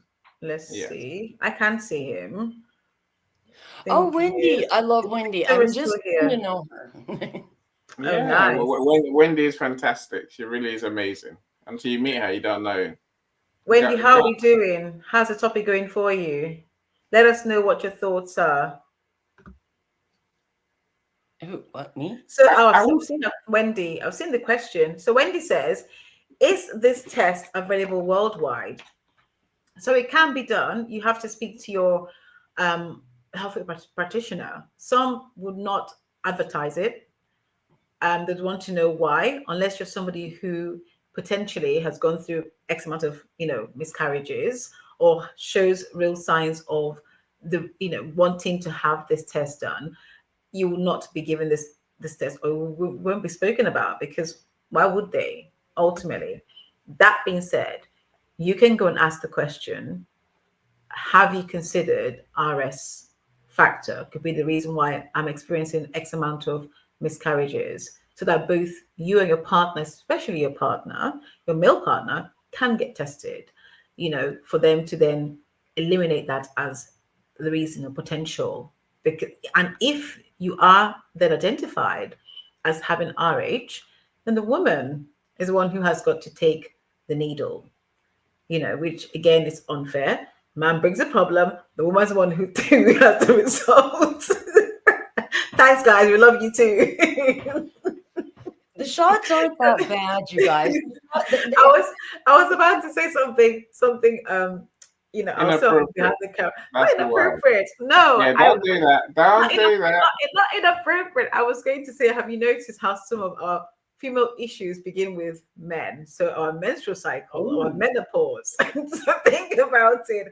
We're well and truly linked together, whether you guys like it or not.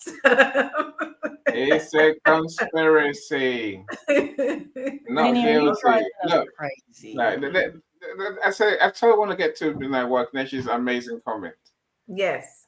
She says that we need more miscarriage. Yeah, not miscarriage, miscarriage. Miscarriage, yes, we do. And your strength, love for your family, your passion for helping others, and your unwavering positivity. It could be calling you miscarriage. Miscarriage, yes. That's as in miscarriage. I like the play on words. I tell you. I like the play on words, right? It's genius. But she does say that through miscarriage, you will discover strength we never knew we had, love that runs deeper, and hearts that choose to hope and help each other. Thank you. That's so sweet. I'm going to take that away today. Definitely. I agree. Yes, it was worth coming as always. Thank you so much, Wetner. It's through my pain to drag her here. No one ever sees that bit. What do you mean? Are we going live, Christiana? We're going live today. Maybe, Amy, maybe. Anyway, you rang me. What was I doing? Tell the world what I was doing. You were what calling happened to me? your mobile, your phone company. My broadband company decided that they Yeah. were going to slow my broadband down to the point of ineffectiveness. So I had to ring and say, first of all, my speed is slowing down. Now it is not working at all. Can you please ensure that you fix it? I need to get online. Fix it now. Then it said to me, "Oh, we can deactivate it and activate it again to help it to run better." And I've got to deactivate mine in the house and then activate it right here, right in our studio. So I was like, okay. Then they told me it will take up to 24 hours for it to come back on again. And I said, no, we're not doing that. I have a show literally in half an hour's time, right? I'll be on the phone at this point, 45 minutes later, in conversation with this company. So I had to, I'm about to say this. I was like, you know what? Fix it. I'm leaving you guys. I'm going somewhere else with my business. Surprise, it got fixed. Not to be, okay, I'm going to be nosy. How many broadbands do you have, like 2 you can pick from, or is there like just one? No, there's several. No, we have several, but then there's a problem that you've mentioned that you don't know, Michelle. Mm-hmm. Everything runs on this thing called British Telecom. It's awful. Oh. we got one hub that controls all the lines, that owns all the wires, all the cables, all the internet, telephony in the UK. We got rid of them because they were so terrible, but they're still in charge of everything, really. Mm-hmm. It doesn't matter which company you go to, Michelle. They're still all run on BT. The same thing. Yes, they're all run from BT. I've used all the internet companies, all of them, literally all of them. My son's like, "It's so bad, Dad. Get another one." I'm like, "No, there's no point." It's BT. That's what everyone keeps telling us too, and it's like, well, you can't keep switching every other month, to see who's better. I've tried them all in different over the years, and they're all as bad as each other. And at least the one I've got now talks to me. Like Christiana's actually talks to her, so that's a difference. Yes. Usually, no one talks to you for months, and you're like, "My phone's not working, my line's not working." But guess what? They're still charging you for the pleasure. They'll take the money out of your account, but they won't provide you a service. Like they don't care. It's a shocker. They make it difficult for you to communicate with them on the phone. Imagine every time I have to call my company, it takes me no less than 2 hours to sort a problem out. Yeah. Right. Who's got time? Exactly. Who's got time for 2 hours? We'll talk about this and I'll do another whole room on this. Let's try not to, my friend. We need to go. Christiana, I'm gonna say thank you for taking your time, though. Even with the 7th realms of hell you have over there with your broadband. I mean, it sounds like something that needs to be taken care of here because, Christiana, you know what? Not many people will actually talk about miscarriages because we made them so taboo. Mm-hmm. And thank you for talking about them because even though I am the way I am, do you know how it is so confusing even for me to figure out what I am? Can you imagine a youth? And so all of what we're doing right now is going to make 100%. I agree. Because we do need to know our blood types so we can have healthy children. So we know if we can, I hate to say this, but we are animals. If we can mate with someone else, and I'm not die. Miscarriages is hard. And even on the man, because he's just like, great, she's broken. I'm going to go find another one that's not broken. But what the thing is we don't know how many of us are broken because none of us have been tested. So men are just going around, and not saying men are cheating. Okay, I'm not saying, I'm just saying, a man's got to go around then and say, well, are you broken? Are you broken? And that's confusing for starters. Let's just say that it is confusing. It really is. And the thing about it is, they walk away. Some of them walk away not realizing that it is down to them too. There are two sides to every story, and this journey for me pregnancy, fertility, miscarriage, baby loss takes two. And that's why we have to be mindful of how we, one, experience it, and two, how we work with the partners that we choose. And when I was talking about first date, the question is, what blood type are you? Can we get you tested for RH? And that person looking at you as if to say you've got two heads, right? But it is quite serious. It's true, but it's quite serious. It's serious in the sense that when I had my save lives, when I was younger, you know. He looked at me and he said, "Well, it's your fault."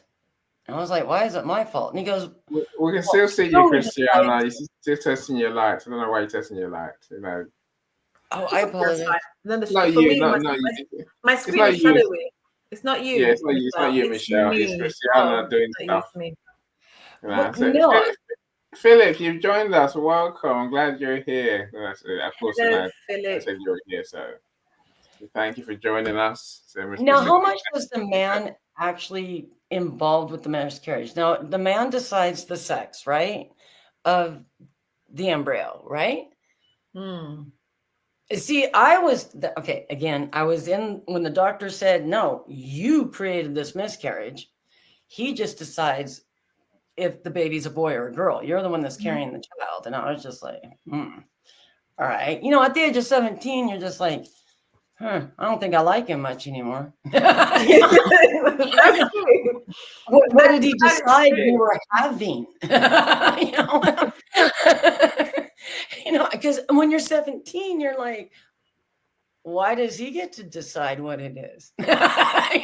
when nobody's ever explained that to you or even taught you at school. And this is the thing, I'm glad you said that. It proves the point I was making earlier, that we need to start teaching our youngsters all of these things, because your response to why does he get to choose without having the facts, the scientific facts, right?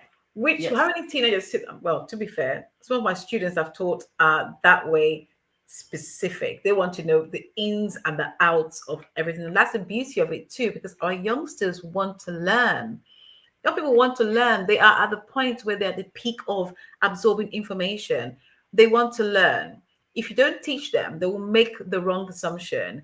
They will create something in their minds. They will go to Google, they will go to YouTube, and they will find what they need to find to get answers for themselves. And sometimes the wrong information. They will speak to their peers and get the wrong information altogether. Don't go to TikTok to go get into your news from there. Don't go to Instagram or Facebook. There you go. I'm just saying, hashtag. Yes, I agree. It's just when you're younger, who do you go to? Because I didn't have anyone to go to. I had to listen, and maybe the doctor was wrong. Finally I did go do my own studying, and I was like, oh, okay, freak. But I changed doctors after that because I was just like, what the hell are you talking about?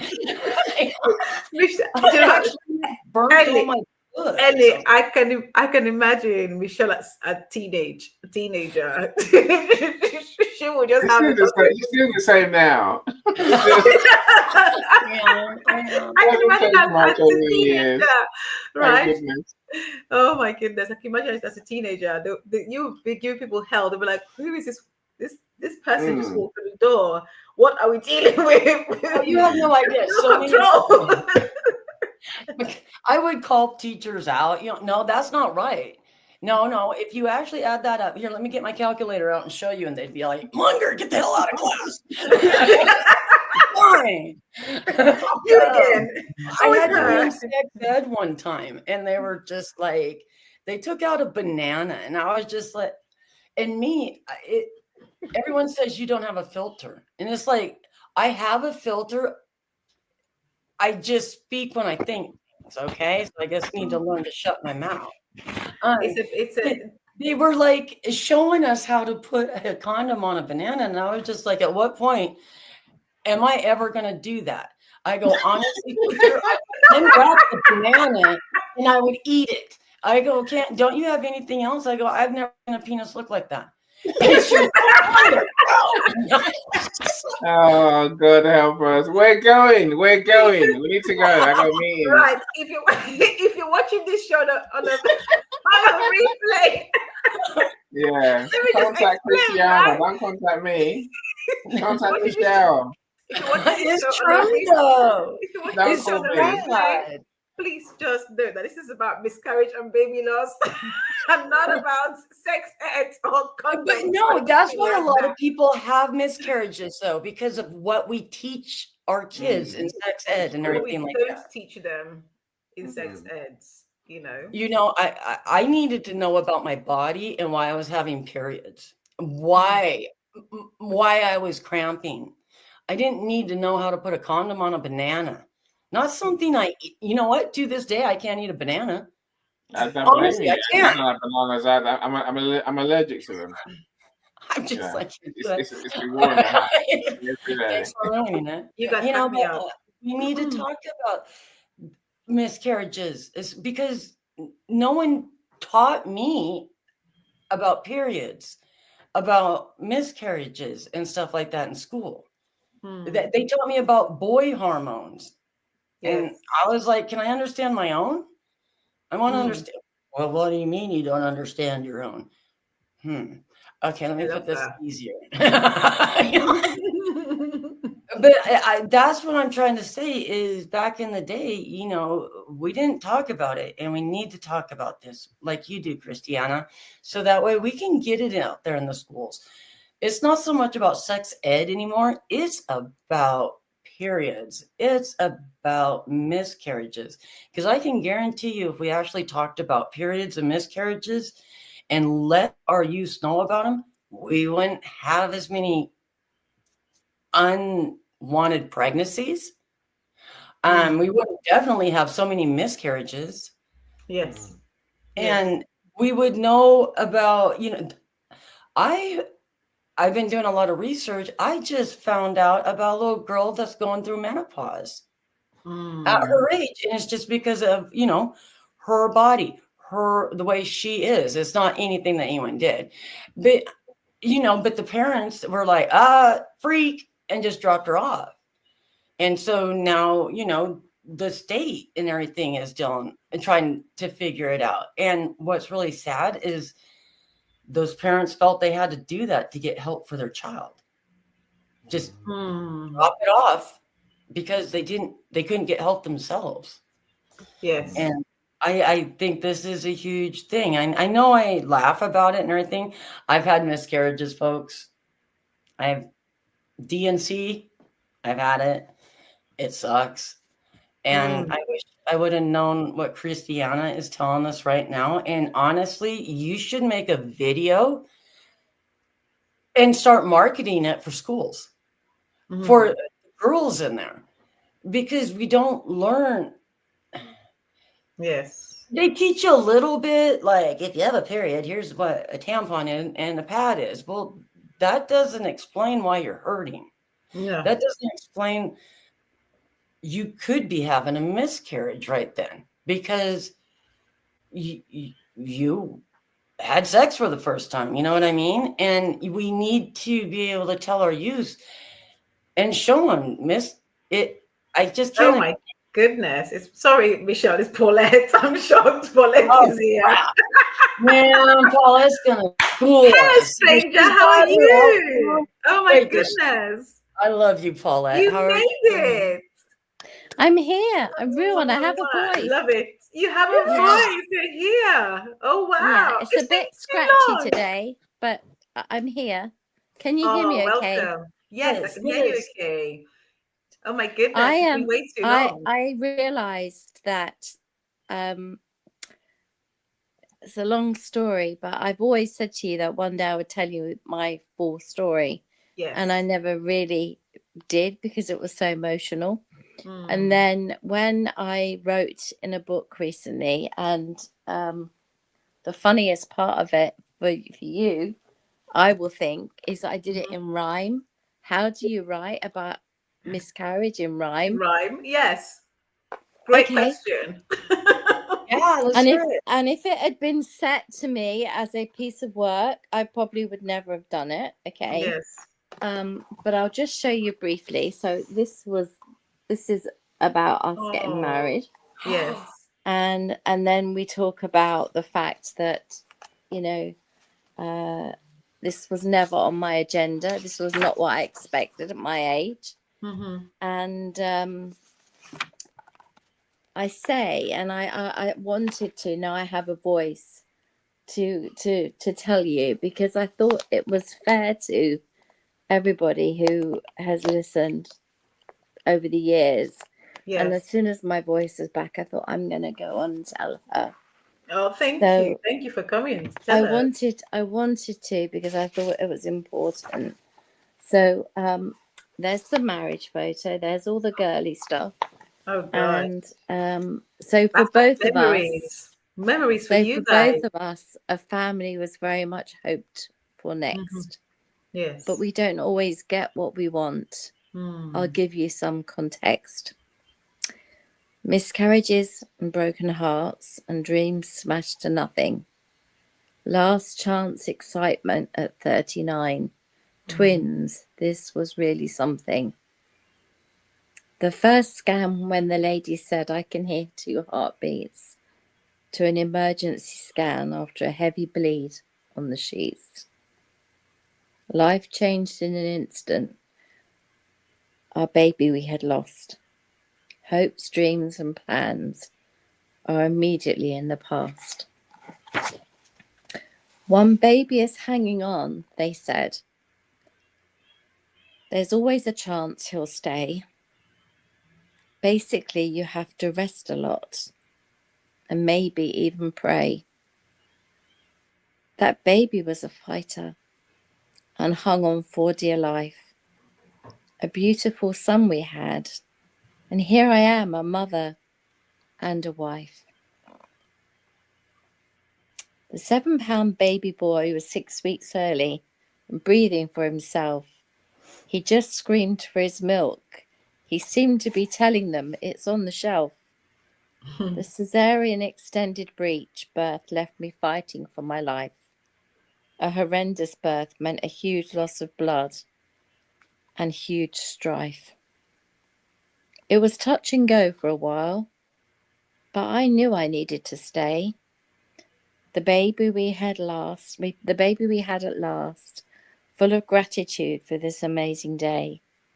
Our son came home, and life was a mixture of chaos and fun. Something so small changed everything. Life really had begun. Oh, that's amazing. Thank you for sharing that with us.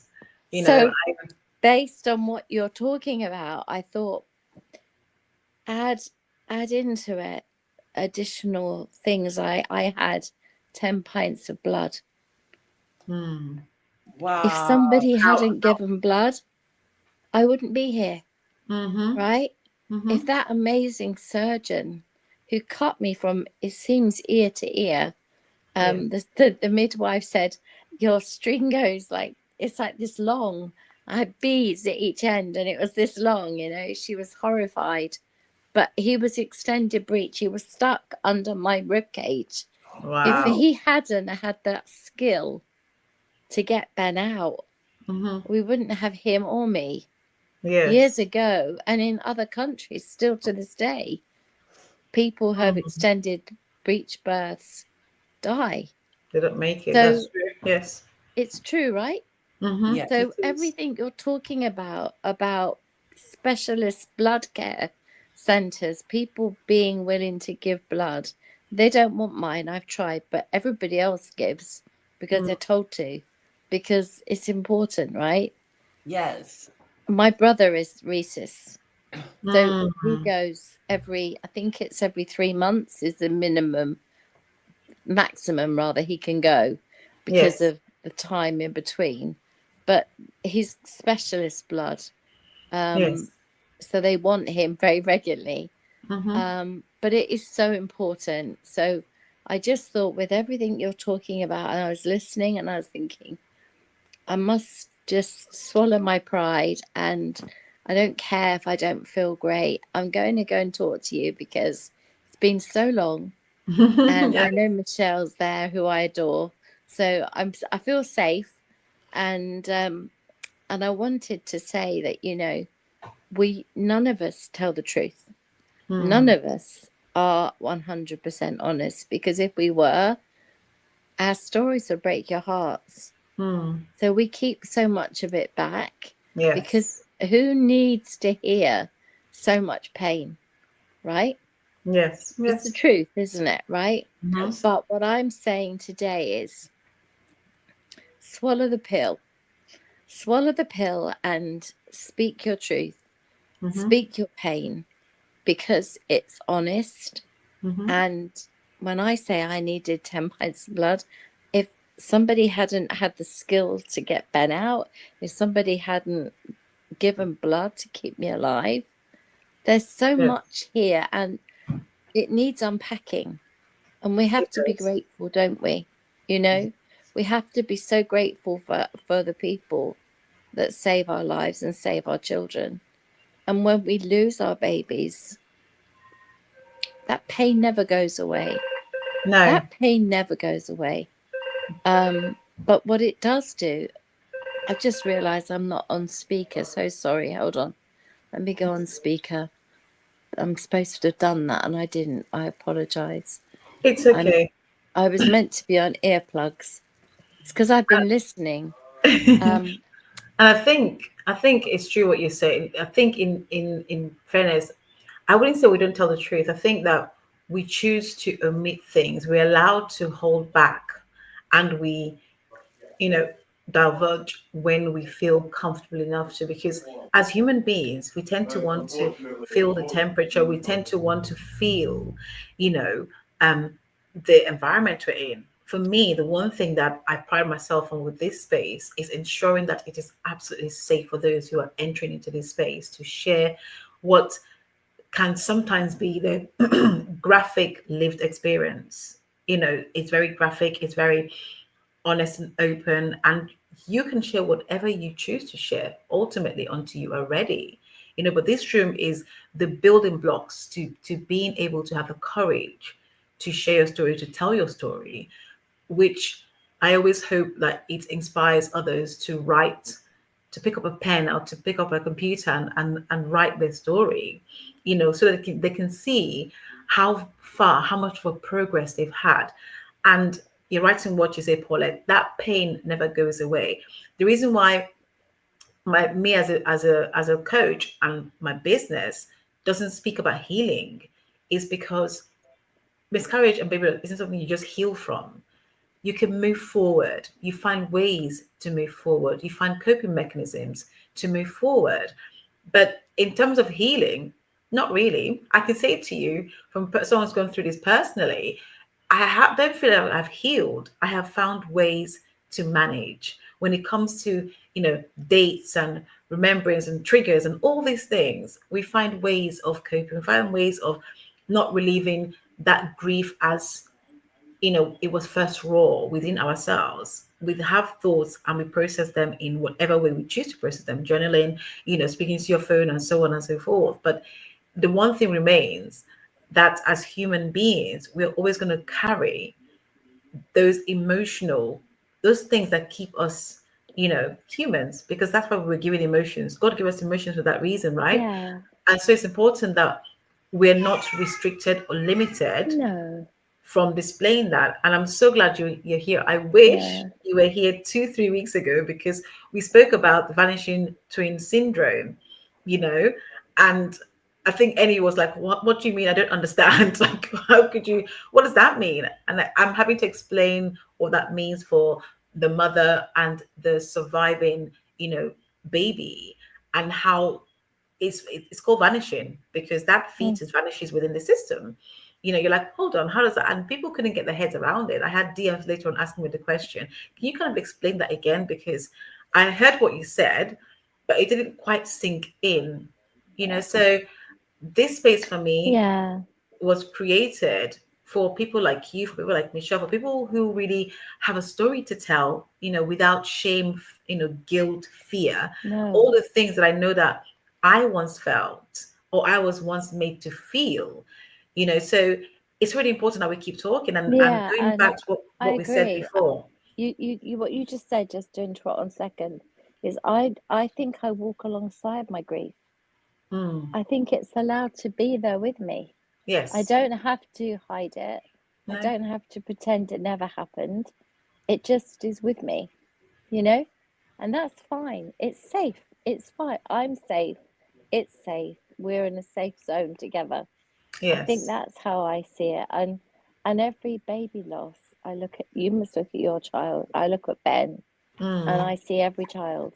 Every baby is Ben.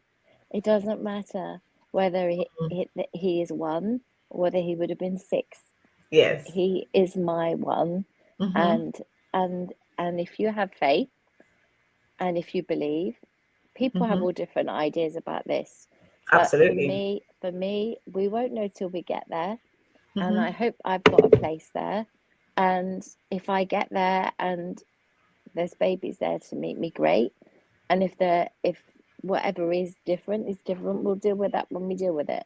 But for me, right here, right now, I walk alongside that pain, that grief, without it bothering me, without it hurting me. But if I hadn't got Ben, Christiana, imagine if we didn't have our babies. Would we still feel that way?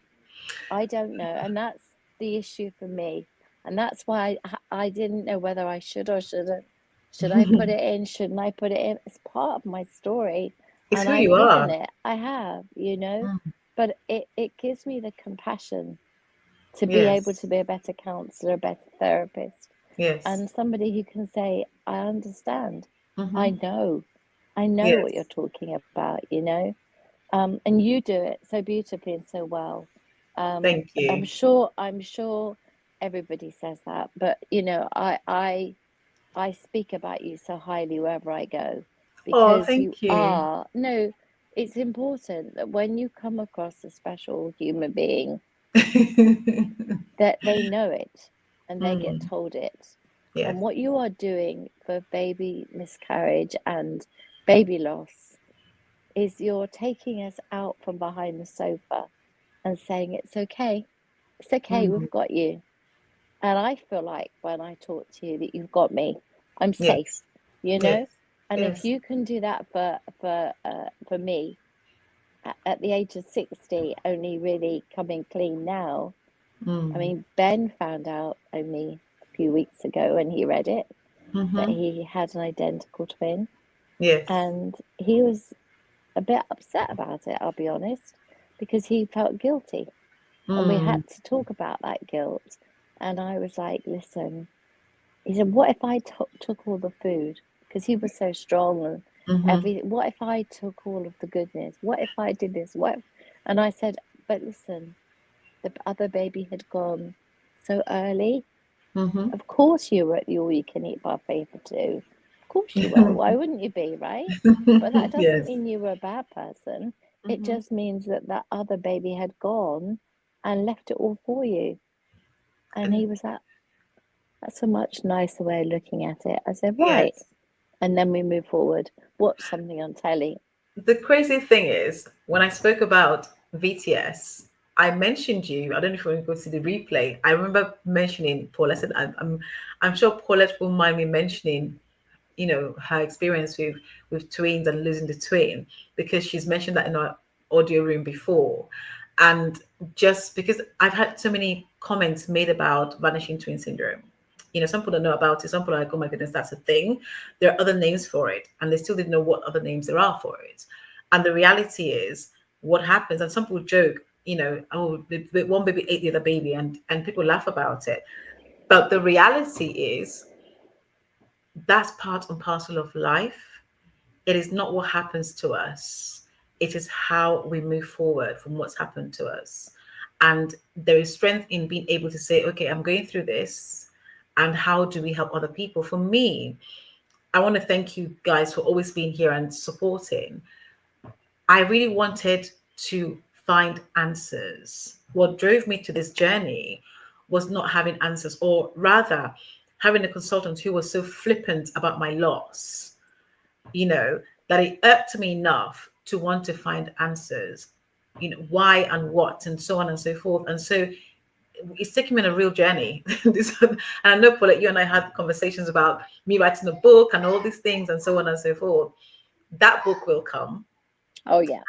I think for me, this is part of gathering that experience and that information and that thought to actually put a book together that really makes sense. I've looked at other books on market, so to speak, and I know everybody says my book's going to be different, but my book has to be different, you know, from the perspective of the experience, the stories as well, and supporting others. But not just that, it's also how I got here. So in the book will be how I got to the point of helping others. What ways have I been able to help others? You know, and how have people received my presence in this space? Can Because I flip that? How yes, has it helped you? absolutely. Right. Well, there you are. Absolutely, because and that's the other part too. Because yes, we go through pain. When we invest in others, our pain starts to become alleviated, right? And it's not about there's no ego in this. It isn't about me. It's about others. It's about when someone says to me, "Oh my goodness, I couldn't have, you know, gone and spoken to my employer about this because of this," or when you came in to speak to my staff, the way that you were just so human about what you speak about, the way they were able to ask you questions and you're able to answer them in such an empathetic way. You know, the reason I don't do a lot of LinkedIn posts is because I prefer audio. I prefer live. I mean, it is live now, but it used to be audio. It's because sometimes, I'll be honest with you guys, I don't always know the words to write in when it comes to writing a post. I think, oh my goodness, what am I going to talk about, or how am I going to put this? Am I going to convey what I'm thinking of and how I'm feeling, how my emotions move me to write something? Whereas when you are on live and you're speaking to people get to see really who you are. You're able to convey instantly, you know, who you are, how you are. They can connect with you on a deeper level, as opposed to what they read on on paper or what they read online about what you've written. So that's why I continue to do this, because I really want people to remember that they are not alone, you know, because in these situations we can feel so isolated, so alone, you know, especially when we allow negativity to feed our brains and feed our minds. You go into a different world completely, and why would you want to go through it alone? You know, so thank you guys for always being here and supporting, and for sharing your stories, laughing with me, because I think that's the other thing as well. I was saying this earlier on when we began this. It was like, oh my god, let's not laugh, let's not do it. There's people, babies have lost. I can't smile and laugh, but we must laugh, right? We must laugh. And you know, I'll tell you a very funny story very, very quickly. I know we have to go, but when you're 37 years old and a man, so a gynecologist stroke, he was a private gynecologist who was doing checks again. There was no reason why I couldn't have a baby naturally. It just wouldn't happen. So when you're going through all the hormone replacements and all the rest of it, but one of the comments he said is, "For goodness sake, you're successful." And I remember looking. You wanted to just get a wooden spoon and go away. What is that? Get a grip. So I looked at him and I said, "Clearly not." And he said, "What do you mean?" I said, "Well, I'm not successful at making babies, am I?" And he was like, "Yes, but you're you're an MD of a company, you're an owner of a company, you're this, you're that, you're." And I looked at him and I said, and he looked at my hand and I went, "Stop." I said, "Because I'd give it all up for what yes, for what I want, absolutely, all of it." And you would. And I said, "You don't know that because you're not in that position, and Exactly. you've never been in my position." And the funniest thing was he looked at me and he went, "Nah, I'd go with success all day long." All day long, wow. he said. Okay. Success. So that shows you how the difference between a man and a woman. And also, he was looking at me as an older lady, 37, Yes. Say, aren't you over this yet? You know, are you not past all this yet? There are grandmothers at 37. You know, I was called at 35. I was told I was old at 35. You know, I was. What's the word again? I love to. Okay. Thank The you. baby. Thank you. Hormones. Yes, part of the hormone. No, it's all part of it. It's all part of it. He brought me a 35, doggy. oh bless. At He brought me a 35, doggy to you keep me were company. old. I'm geriatric, remember? No, I was geriatric. Geriatric mother at 35. Do you know what I was at 39? What were you? I wrote on my notes. Have a guess. Geriatric? Ancient? Ancient, yes. No, they didn't. I just bloody punched him. Money I was paying him. No, they wrote on my notes, extremely middle-aged. Extremely middle-aged. What Wow. does that mean exactly? That means old, but Old. they can't write that word. The word, yes. Extremely middle-aged. But Paulette, this is the reason why I do what I do. Let's talk about the terminologies that we have in these spaces. I mean, one of the I think it was the third or fourth audio event I had we're speaking about terminologies and how it can just, if you allow it to, it will just bury you into the ground, right? Whereas when you think, okay, and I remember challenging my consultant on this and saying, no, please don't label me. You know, who are you to label me? And then the question I was asked, and I think I mentioned it before in my shows, is that where did I get my medical degree from? When you have the mindset, the audacity to question professionals, you get, where do you learn from? Where do you study? Where's your qualifications? How dare you question me? I'm like, I can question you because I've studied and I know me. How? University of Christianity Johnson. So I know me, my body to begin with, right? So if you have an issue with that, take it up with my universities. I'll write you a piece of paper with a number on it. I will write your thesis to begin with, and then we can discuss the actual whole essay of my life and my body. You bring in your thesis, it's like 15 pages long. Exactly. You go figure. Let's revisit the terminology conversation again, Christiana. Let's do. Yeah. Let's not now though. No. Let's. When I said at 4:30 we'll still be here, no one believed me. She said we're going to be half an hour today at 2:00. At 2:30. Yes, look at it now. I got a meeting. Sorry. Oh, no, I'm so glad you came up, Paula. I'm so glad you came up. So am I. Yes, it's been a while. It's been a minute and a half. Anyway, so when I say this, minute and a half. An hour and a half, 2 hours, 25 minutes. It's been 1 minute and a half since I last saw Paulette. I was saying. 2 hours and 25 minutes. Yeah. For those on my You YouTube, should have thank asked you. Any all the various voices I had. He was so cruel to me. He thought it was hilarious. Oh no. Any, that's not nice. Scratchy. Well, I had all sorts of names. Well, you're back to normal now. You know, you're back to normal, and it's stunning. I still scratch. I still go every now and again like an old person. But yeah, it's better than it was. I'm drinking honey and ginger constantly, so you know what? We'll get there. You know your voice. The other thing you could do, Paulette, is get a bottle of water, get a straw, and hum through the straw to soothe your voice if you keep losing your voice.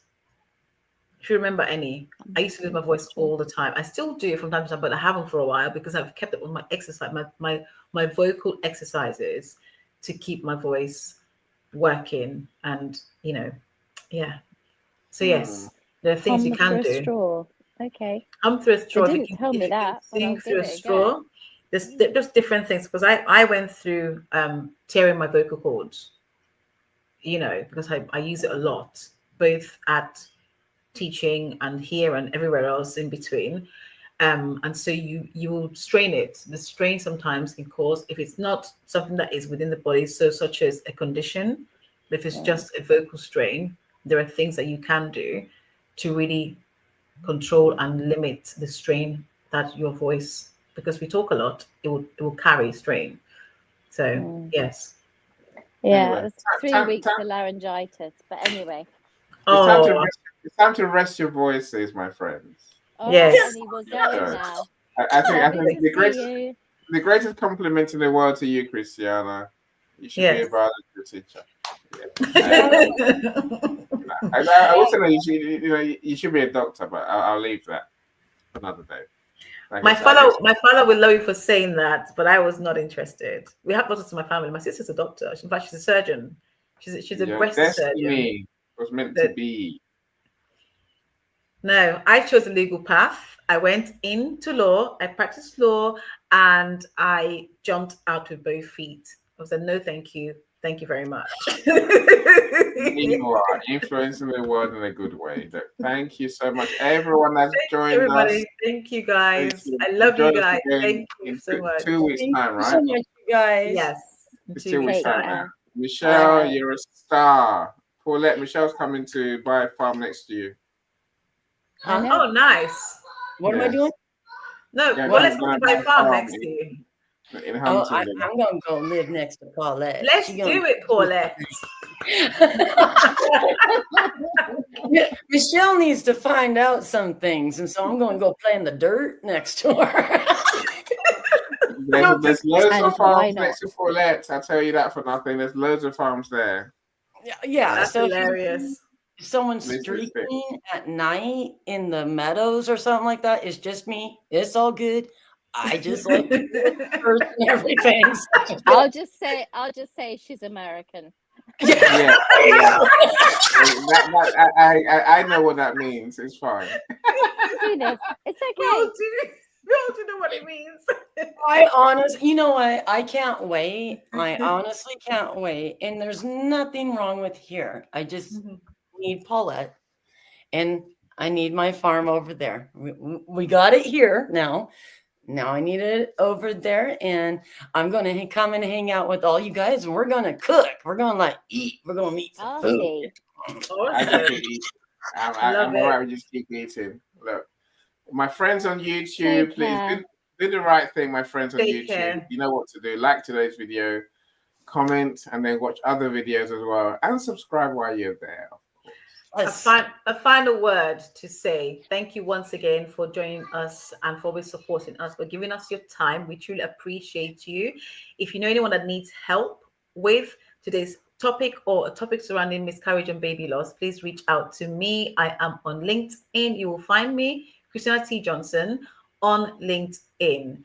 And as I always say, look after yourself, take care, and we'll see you in 2 weeks' time. Come back.